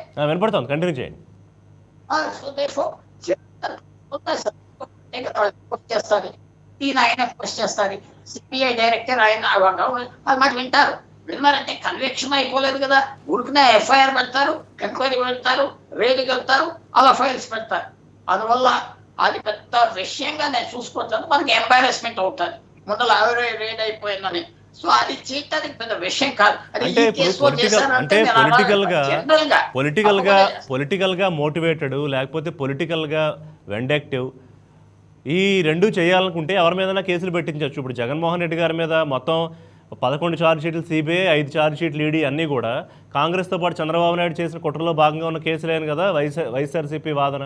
రేపు పొద్దున్న తేలిన తర్వాత, విచారణ తేలిన తర్వాత ఏంటి అనేది తెలుస్తుంది. బట్ ఎట్లా పెట్టుకుంటూ పోతే 16 ఏంటి 32 కేసులను పెట్టచ్చు ఎవరి మీద అన్న పుల్లారావు గారు? ఇప్పుడు మనం జనరల్ గా నేను చెప్పాను, స్పెసిఫిక్ గా ఈచ్ కేస్ ఇస్ డిఫరెంట్. అక్కడ ఏమున్నాయి, యాసెట్స్ ఏమున్నాయి, డిస్ప్రపోర్షన్ యాసెట్స్ ఉన్నాయా, కొన్ని ఉంటే కొన్ని సీరియస్ గా అవుతాయి. జనరల్ గా ఎవరి మీద అయినా కేసు పెట్టడానికి మన దేశంలో కష్టం లేదు. ఫాల్స్ కేసెస్, ఎన్ని కేసెస్ ఫాల్స్ కేసెస్, పాలిటీషియన్స్ మీద కూడా కేసెస్ ఫాల్స్ కేసెస్ రైవల్స్ పెడుతున్నారు. నేను అందుకనే ఉట్టి పాలిటీషియన్స్ నేను జైలుకి పోయాలంటే నేను ఒప్పుకోవట్లేదు, ఎందుకంటే చాలా ఫాల్స్ కేసెస్ కూడా ఉంటాయి. అది పట్టుకో ఏఎస్సీ కేసు అంటారు, ఇది అంటారు. సో దేర్ఫోర్ కష్టం కాదు మనకి దేశంలో, ఎందుకంటే అపాయింట్ అయిన వాళ్ళకి ప్రొటెక్షన్ లేదు, ప్రధానమంత్రి హోమ్ మినిస్ట్రీ పిలిచి చెప్తే కాదంటానికి లేదు. ఎస్, వాళ్ళని పూర్తిగా పర్సూ చేసే అవసరం లేదు. ఇవాళ ఎఫ్ఐఆర్ రిజిస్టర్ చేస్తారు, 3 సంవత్సరాల తర్వాత వాళ్ళందరూ రిటైర్ అయిపోతారు, ఏమైందో ఎవరికి తెలియదు. ఎఫ్ఐఆర్ హెరాస్మెంట్ వరకు మాత్రం చేయొచ్చు. దీపక్ రెడ్డి గారు, ఇప్పుడు విచారణ అనే ఒక అంశం అనేది చాలా కీలకం. దాన్ని ప్రొలాంగ్ చేయడానికో లేకపోతే దాన్ని ఇన్ఫ్లుయెన్స్ చేయడానికో ఎవరికో అవకాశం ఉంటుందనేది నేను అనుకోవట్లా. కానీ ఇందాక రవిచంద్రారెడ్డి గారు ఒక మాట అన్నారు, చంద్రబాబు నాయుడు గారు ఎంత సమర్థుడు, ఎంత పవర్ఫుల్ పర్సనాలిటీ చెప్పుకొచ్చారు. ఆయన కులం అన్నీ చెప్పారు, తనకు సంబంధించిన వ్యక్తుల్ని పెద్ద పెద్ద స్థాయిల్లో పెట్టి వ్యవస్థలను మేనేజ్ చేస్తారని. రవిచంద్రారెడ్డి గారు చాలా తెలివిగా మాట్లాడే ఒక అధికార ప్రతినిధి కాబట్టి చాలా బ్యాలెన్స్డ్గా మాట్లాడుతూ విషయం కూడా చెప్తారు ఆయన. సో ఎక్కడ ఏ వ్యవస్థను మేనేజ్ చేస్తున్నారు చంద్రబాబు నాయుడు గారు? ఇప్పుడు ఈ విచారణ అనే వ్యవస్థను కూడా చంద్రబాబు నాయుడు గారు మేనేజ్ చేసే అంత పవర్ఫుల్ పర్సనాలిటీయా దీపక్ రెడ్డి గారు? నేను రవిచంద్రారెడ్డి గారిని గత ఒక షోలో కూడా అన్నాను, మాటల మెజిషియన్, మాంత్రికుడు అని చెప్పి. అంత టాలెంట్ ఉండేవాడు, నేను ఒప్పుకుంటాను, అది మాత్రం గ్యారంటీ. కానీ కొన్నిసార్లు మనం వాస్తవాలు కూడా మనం మాట్లాడాలండి. ఎంతసేపు మన తప్పుని కవర్ చేసుకునే దానికి వేరే వాళ్ళని తప్పు అని అంటాం ధర్మం కాదు అని చెప్పి నేను చెప్తున్నాను. నేను ఇప్పుడు జగన్మోహన్ రెడ్డి గారు తప్పు కరెక్ట్ అని కూడా అనను, కానీ కొన్ని సర్కమ్స్టాన్సెస్ నేను చెప్తానండి. ఆ రోజు అరెస్ట్ అయినప్పుడు ఈడీ వాళ్ళు ఏమన్నారు అని అంటే, అన్లెస్ ప్రైమ్ ఆఫెసీ ఎవిడెన్స్ 100% లేనిదే మేము 80% అరెస్ట్ చేసే ఛాన్స్ కూడా లేదు అని చెప్పి చెప్పడం జరిగింది. దాదాపు 16 కేసుల్లో కలిపితే 73 ఫర్మ్స్, ఇండివిజువల్స్ పేర్లు ఉన్నాయి. పెనామా పేపర్ లీక్ లో కూడా ఈ పేర్లు అక్కడ కనపడినాయి. వాన్పిక్ భూములు 12,997 ఎకరాలు క్విట్ ప్రో కో అని తెలిసింది. పెన్నాది, తర్వాత లేపాక్షి 8,844 ఎకరాలు. ఇవన్నీ ఒక లింక్ అనేది ఏర్పడిందండి. సో నేను ఇప్పుడు తప్పు కరెక్ట్ అని అంటులేదు, అది కోర్టే చెప్పద్ది. బట్ ఇంత జరిగినప్పుడు ఇవన్నీ పక్కన పెట్టేసి ఎంతసేపు వేరే వాళ్ళని బ్లేమ్ చేయడం అనేది కరెక్ట్ కాదు. మనం ఒక సిస్టమ్ లో ఉండే ల్యాప్సెస్ గురించి మాట్లాడుతున్నప్పుడు అది మాట్లాడాలి. ఇప్పుడు వాళ్ళు ఏం చేస్తారు, ఎంతసేపు ఇవి మేము రేస్ చేస్తామేమో, వాళ్ళ గుట్టు బయటపడిపోద్దేమో అని చెప్పి భయంతో వేరే వాళ్ళని దూషించటమో లేకపోతే వేరే వాళ్ళని తప్పు పడతారు. ఇది సరైన విధానం కాదు. ఇప్పుడు వాళ్ళ ఎంపీ రఘురామకృష్ణంరాజు గారు మనం చూస్తా ఉన్నాము, వారు ప్రతి రోజు రచ్చబండలో రకరకాల అంశాలు లేవనెత్తుతున్నారు. మీరు డెమోక్రటిక్ ప్రాసెస్ లో ఆయన తిడతామో దూషించడం అనేది కరెక్ట్ కాదండి. ఆయన లేవనెత్తిన ప్రశ్నలకి మనం జవాబు చెప్పాలా. That is the true democratic way of functioning. కానీ వాళ్ళు అది ఫాలో చేయరు, ఎంతసేపు తిడతామో దూషించటమో. He is a member of the parliament. ఇప్పుడు మీ పార్టీలో మీరు ఉండారో లేరో అని అనుకున్నా కానీ ఇట్ సెకండరీ. బట్ ఒక మెంబర్ ఆఫ్ పార్లమెంట్ కొన్ని ఇష్యూస్ రేజ్ చేసినప్పుడు it is the responsibility of the people in power వాళ్ళకి ఆన్సర్ చేసేదానికి. అట్లా ప్రతిరోజు అనేక అంశాలు వాళ్ళు ఆయన లేవనెత్తుతా ఉంటాడు. వీళ్ళు జవాబు చెప్పలేని పరిస్థితిలో వీళ్ళు ఉండి ఎంతసేపు ఆయనని తిడతాము, ఆయన్ని దూషించటము అది కరెక్టా అని చెప్పి నేను ఈ రోజు ప్రశ్నిస్తున్నాను. డెమోక్రసీలో ఇది ఒక హెల్దీ విధానం కాదు అని చెప్పి నేను మీకు గుర్తు చేస్తా ఉన్నాను. ఇంకొక విషయం దీపక్ రెడ్డి గారు, రవిచంద్రారెడ్డి గారు ఇందాక మాట్లాడుతూ అన్నది ఏంటంటే ఆ కేసుల మూలం గురించి మాట్లాడారు. అసలు జగన్మోహన్ రెడ్డి గారి మీద చంద్రబాబు నాయుడే కదా కాంగ్రెస్ పార్టీతో కలిసి చిదంబరం గారిని కలిసి ఆయన కాళ్ళు పట్టుకుని మొత్తం కేసులంతా పుటప్ చేయించిందంతా అని. వారనేది 100% తప్పండి. చంద్రబాబు నాయుడు గారికి వాళ్ళు అనుకున్నంత నిజంగా ఇన్ఫ్లుయెన్స్ ఇప్పుడు ఉండుంటే ఈ ప్రభుత్వాన్ని బర్తరఫ్ చేయించుండేవాళ్ళు. మొన్న లోకల్ బాడీ ఎలక్షన్స్ లో వీళ్ళు చేసిన అరాజకాలతో క్లియర్ గా వీళ్ళు they are not moral responsibility కూడా వీళ్ళకి లేదు. ఈ ప్రభుత్వం కంటిన్యూ చేసిన దానికి ఇట్లాంటి గ్లేరింగ్ తప్పులు కొన్ని వందలాది వీళ్ళు చేస్తుంటారు. చంద్రబాబు గారికి నిజంగా అంత ఇన్ఫ్లుయెన్స్ ఉండుంటే ఖచ్చితంగా ఈ కేసులన్నీ ఎక్స్పోజ్ చేయించేస్తుండే వాళ్ళు. ఈ ప్రభుత్వం బర్తరఫ్ అయిపోయి ఉండుండేది. ఈ ప్రభుత్వం బర్తరఫ్ కాకుండా ఇంకా కంటిన్యూ అవుతుంది అని అంటే చంద్రబాబు గారికి వారు అనుకున్నంత ఇన్ఫ్లుయెన్స్ లేదు అని వాస్తవం మనకు తెలిసిపోతా ఉంది. రైట్. రవిచంద్రారెడ్డి గారు, మీరు మాట్లాడే ముందు బిఫోర్ యూ గో, పుల్లారావు గారు ఏం చెప్పగలుగుతారు? ఈ కేసులకు సంబంధించి మీ అంచనా ఏంటి? ఎప్పట్లోగా విచారణ పూర్తయ్యి ఇక ఆరోపణలు ప్రత్యారోపణలు నువ్వు దోషి నువ్వు నిర్దోషి అని కాకుండా క్లారిటీగా పిక్చర్ రావడానికి ఒక ఎంత టైం పట్టే అవకాశం ఉంది? అంటే ఈ ఆంధ్రప్రదేశ్ స్పెసిఫిక్ కేసెస్ అయితే నేను చాలా డౌట్ గా ఉన్నారు ఎవరైనా గిల్టీగా వస్తారా. అవునా? ఏదో చంద్రబాబు నాయుడు గారు గిల్టీగా వస్తే అక్కడికి వెళ్తారా జగన్మోహన్ రెడ్డి గారు అంటే నేను అనుకోవట్లేదు. ఎందుకంటే ఆ కేసెస్ అంతా ఎలాబరేట్ అయిపోయినాయి. కేసెస్ ఇది చాలా షేకింగ్ ఈవెంట్ అవుతుంది. వీళ్ళిద్దరు కనుక ఎవరైనా గిల్టీ బట్ తేలాల్సిందే కదా ఏదో ఒక రోజు, అంటే ఏదో ఒకటి తేలాలి కదా. ఎస్ కన్విక్టా కాదా అనేది తేలాలి కదా. నిర్ణయం decision, non decision is also a decision. Okay, నిర్ణయం రాకపోవడమే నిర్ణయం అని కూడా నేను చెప్తున్నాను. సో ఐ డోంట్ ఎక్స్పెక్ట్ అంటే నేను న్యాయం లేదు అంటే ఇందాక ఫస్ట్ సెంటెన్స్ పెద్ద శక్తులు వెనకాల ఉంటేనే ఇలాంటి కేసులు వెళ్తాయి.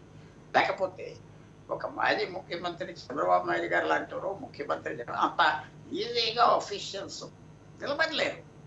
మరి లాలూ ప్రసాద్ యాదవ్, చోటాలా వీళ్ళ ముందర ఏంటి వీళ్ళు స్టాల్వర్స్ అన్ని విధాలుగా. అదేదో డిగ్రీస్ ఇచ్చారు కదా మేనేజ్మెంట్ ఇవన్నీ అందరికీ ఇంకా ఎక్కువ ఉన్నాయి. Very shoot people, very intelligent people, very experience. అన్నిటికంటే ముఖ్యం ఆంధ్రాజ్ అందరికంటే ఎక్కువ తెలివింటారు. సో వాళ్ళకి నేను ఇది ఒక కన్క్లూషన్ ఇలా వస్తాననుకుంటే నేను నమ్మలా. But let us wait. Right. Pullarao గారు, thank you very much. Pullarao గారు డిబేట్కి టైం కేటాయించినందుకు. రామ్ కుమార్ గారు, పుల్లారావు గారు చెప్పినట్టుగా థ్యాంక్స్. పుల్లారావు గారు అంటారు పెద్ద శక్తి సరే పాజిటివ్గా కన్క్లూజన్ రావడానికి, కానీ ఎందుకో ఈ ఆంధ్రప్రదేశ్ కేసుల విషయంలో మాత్రం తేలుతుందనే నమ్మకం కనిపించట్లేదు అన్నారు ఆయన. ఇందాక ప్రజల మీద కాన్ఫిడెన్స్ గురించి మాట్లాడారు. ఇప్పుడు ఈ కేసుల విషయంలో కూడా ఒక కన్క్లూజన్ ఏదో ఇదిగో పలానా జరిగింది, పలానా వాళ్ళు కన్విక్ట్ అయ్యారని తేలుతుందనే నమ్మకం కనిపించట్లేదు అంటున్నారు పుల్లారావు గారు. ఎందుకని అనిపిస్తుంది రామ్ కుమార్ గారు? పుల్లారావు గారికి పూర్తిగా నిరాశతో ఉన్నారు, కానీ మనం ఇంకా ఆశావాదంతోనే ఉండాలని నేను అనుకుంటున్నానండి. ఎందుకంటే ఇందాక మనం ఒకసారి మధ్యలో అనుకున్నట్టుగా 1 year లోపు తేలాలి అని మొన్న ఇచ్చిన ఆర్డర్స్ లో కూడా లేదా ఆర్డర్స్ లేకపోతే నోటిఫికేషన్ లో చెప్పారు.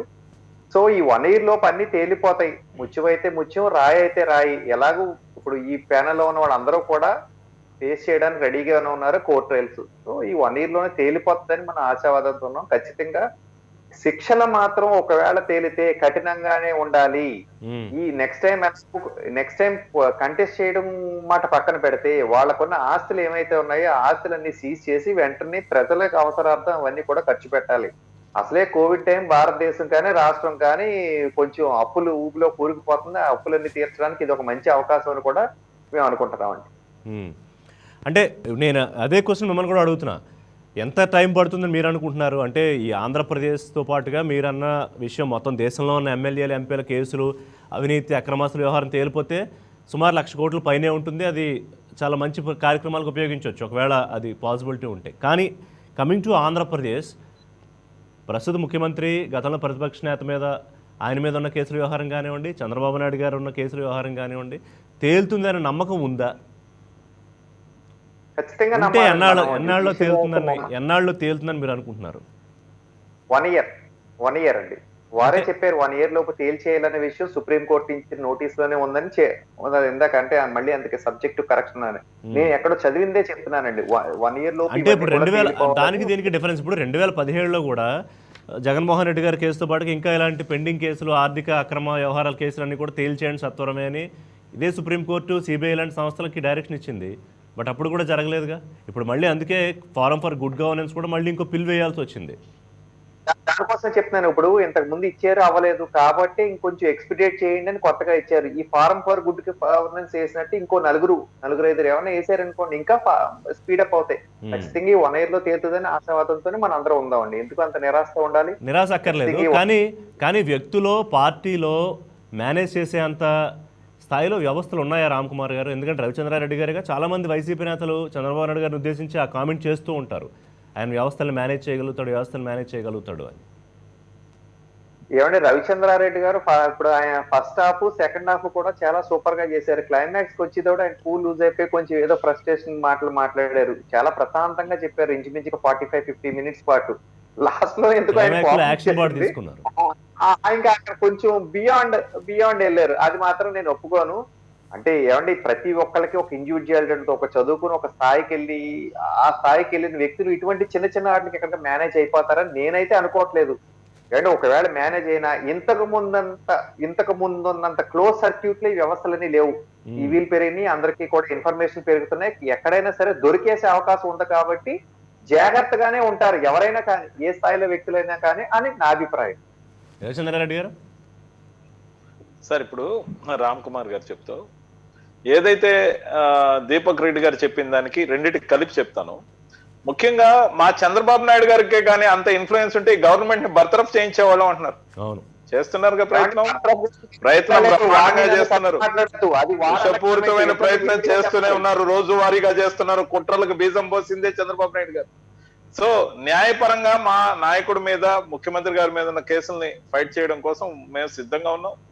మేము ఒక్క మాట స్పష్టంగా చెప్పదలుచుకున్నాం, 43,000 కోట్లు అనేది అబద్ధం అని సాక్షాత్తు ఛార్జీ షీట్లు వేసిన జేడీ లక్ష్మీనారాయణ గారే పలు ఛానల్లో ఇంటర్వ్యూలో చెప్పారు, ఇంక్లూడింగ్ 99 ఋషి గారికి కూడా చెప్పారు. సో 1,100 కోట్లు లేని దాన్ని 43,000 కోట్లు, 1,00,00,000 కోట్లు అని చెప్పారు.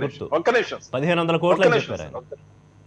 సరే 1,500 1,100 అది తేలుస్తారు. ఎందుకంటే ఈడీ ఛార్జ్ షీట్ లో ఏదైతే చేసిందో, ఈడీ మధ్యలో జగతి పబ్లికేషన్స్ గానీ అనేక ఆస్తుల్ని జప్తు చేయడం జరిగింది. ఆ జప్తు చేసినవన్నీ రిలీజ్ చేసేయడం జరిగింది, దాంట్లో ఎటువంటి అవకతవకలు లేదని. కాబట్టి ఈడీ వేసిన ఛార్జ్ షీట్లు దాదాపు క్లియర్ అయిపోయినాయి. అలాగే 11 ఏదైతే ఛార్జ్ షీట్లు వేసి ఉన్నారో దాదాపు విచారణ కూడా ఫైనల్ స్టేజెస్ లో ఉంది. విచారణ కూడా పూర్తిగా కంప్లీట్ అయ్యే స్టేజ్ లో ఉంది. ఎందుకంటే సార్, క్విడ్ ప్రోకో అనేది డైరెక్ట్ గా అధికారంలో ఉండి చేసిన వ్యవహారం కాదు. కాబట్టి ఆ రోజు ఎవరి మీద అయితే ఆరోపణలు వచ్చాయో ఆ ఐఏఎస్లకు సంబంధించి కానీ, ఆయా మంత్రులుగా ఆ రోజు పనిచేసిన వాళ్ళ మొత్తం మీద కూడా అందరినీ కోర్టులు ఇప్పటికే అక్విట్ చేశాయి. If at all something guilty ఉంటే వాళ్ళని అక్విట్ చేయవు కోర్టులు. కాబట్టి మేము ఆశాభావంతో ఉన్నాం, మేము రెడీగా ఉన్నాం. రోజువారీ విచారణ మేము వెల్కమ్ చేస్తున్నాం. తొందరగా బయట. దీపక్ రెడ్డి గారు, ఒకటి మాత్రము సంతోషం అండి, రవిచంద్ర రెడ్డి గారు ఏమన్నారంటే ఇందాక యాక్షన్ తీసుకుంటే కొత్త వాళ్ళు వస్తారు మా పార్టీలో అని చెప్పి యాక్సెప్ట్ చేశారు. అంతవరకు అండి చంద్రబాబు నాయుడు గారి మీద ఉండే 2 కేసులు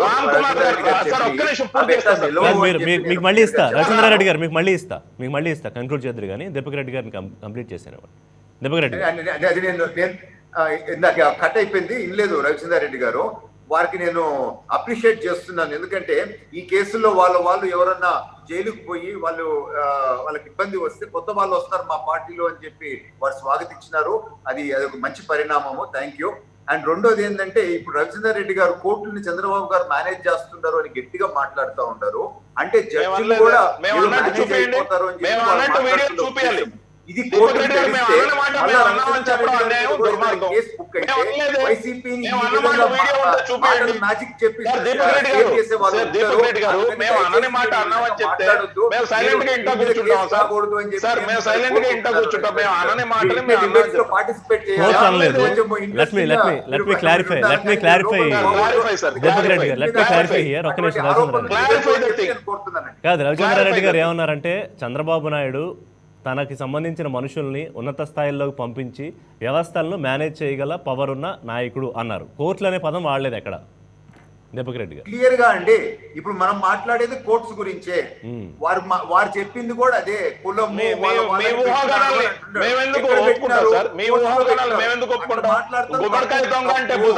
కోర్టుల గురించి మాట్లాడుతున్నారు కాబట్టి దాని గురించి చెప్తున్నానండి. అన్యాయం కాదు సార్. రవిచంద్ర రెడ్డి గారు, అంటే మనం కోర్టుల గురించి మాట్లాడుతుంటే మీరు ఇంకో వ్యవస్థ గురించి కామెంట్ చేసి ఉంటారు అనేది దీపక్ రెడ్డి గారి అనేక విషయాలు చర్చకు వచ్చాయి. అనేక వ్యవస్థల గురించి చెప్పా. చంద్రబాబు నాయుడు గారు గతంలో ఏం చేశారు ఒక్కసారి మీరు ఆలోచన చేయండి సార్. ఏ విధంగా జయప్రదంగా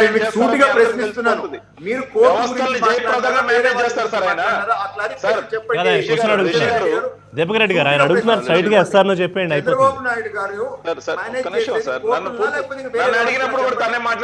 కాదు కదా, ఆయన ప్రశ్న అడుగుతున్నారు, దానికి స్ట్రైట్ గా ఆన్సర్ చేయండి. అడగండి సార్. మనం కోర్టు గురించి మాట్లాడుతున్నాము, మీరు చంద్రబాబు గారు మేనేజ్ చేస్తారని అంటున్నారు. అంటే మేనేజ్ చేసేది కోర్ట్స్ అనే కదా మీ ఉద్దేశము? నాకు దురుద్దేశాలు ఆపాదించడం మీకు గొప్ప లౌక్యం కావచ్చు. మేము అలాంటి దురుద్దేశాలు కోర్టును గౌరవించేవాళ్ళం, జడ్జిల్ని గౌరవించేవాళ్ళం. మీరు ఆ విధంగా అనుకుంటే దానికి మేమేం చేయగలం? అది మీ అవగాహన రాహిత్యం. మేము దాన్ని మేము ఉటంకించలేదు సార్. ఇంకొక మాట చెప్తా, ఋషి గారు ఇందాక రామ్ కుమార్ గారు ఒక మాట అన్నారు సార్. రామ్ కుమార్ గారు ఒక మాట అన్నారు, ఈ కోర్టుల ద్వారా సత్వర న్యాయం జరిగితే ఎమ్మెల్యేలు, ప్రజాప్రతినిధులు, ఎంపీలు ఎవరైతే అక్రమాలకు పాల్పడ్డారో ఆ డబ్బంతా కూడా రికవర్ అయితే దేశ ఆర్థిక పరిస్థితి కోవిడ్ వల్ల చాలా ఇబ్బందికరంగా ఉంది, ఖచ్చితంగా కూడా కొన్ని అప్పులు కట్టొచ్చు అన్నారు. సూపర్ మాట చెప్పారు సార్.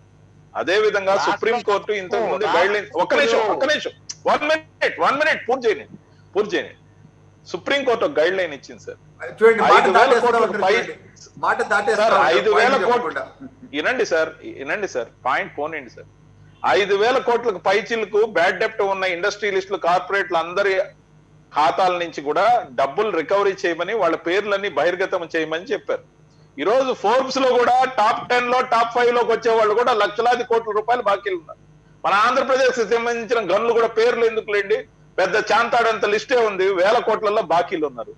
ఆ బాకీలన్నీ రికవరీ చేసి -23% పోయిన ఎకానమీని పునరుద్ధరించవచ్చు కదా. అది మీ బీజేపీ నాయకులకు కూడా చెప్పండి. రైట్ రామ్ కుమార్ గారు ఏం చెప్తారు ఫైనల్ గా? ఏమంటే నేను ఇందాక అన్నది దేశ ఆర్థిక పరిస్థితి బాగోలేదు, రాష్ట్రము అప్పుల్లో కూరుకుపోయింది, 2 అంశాలు.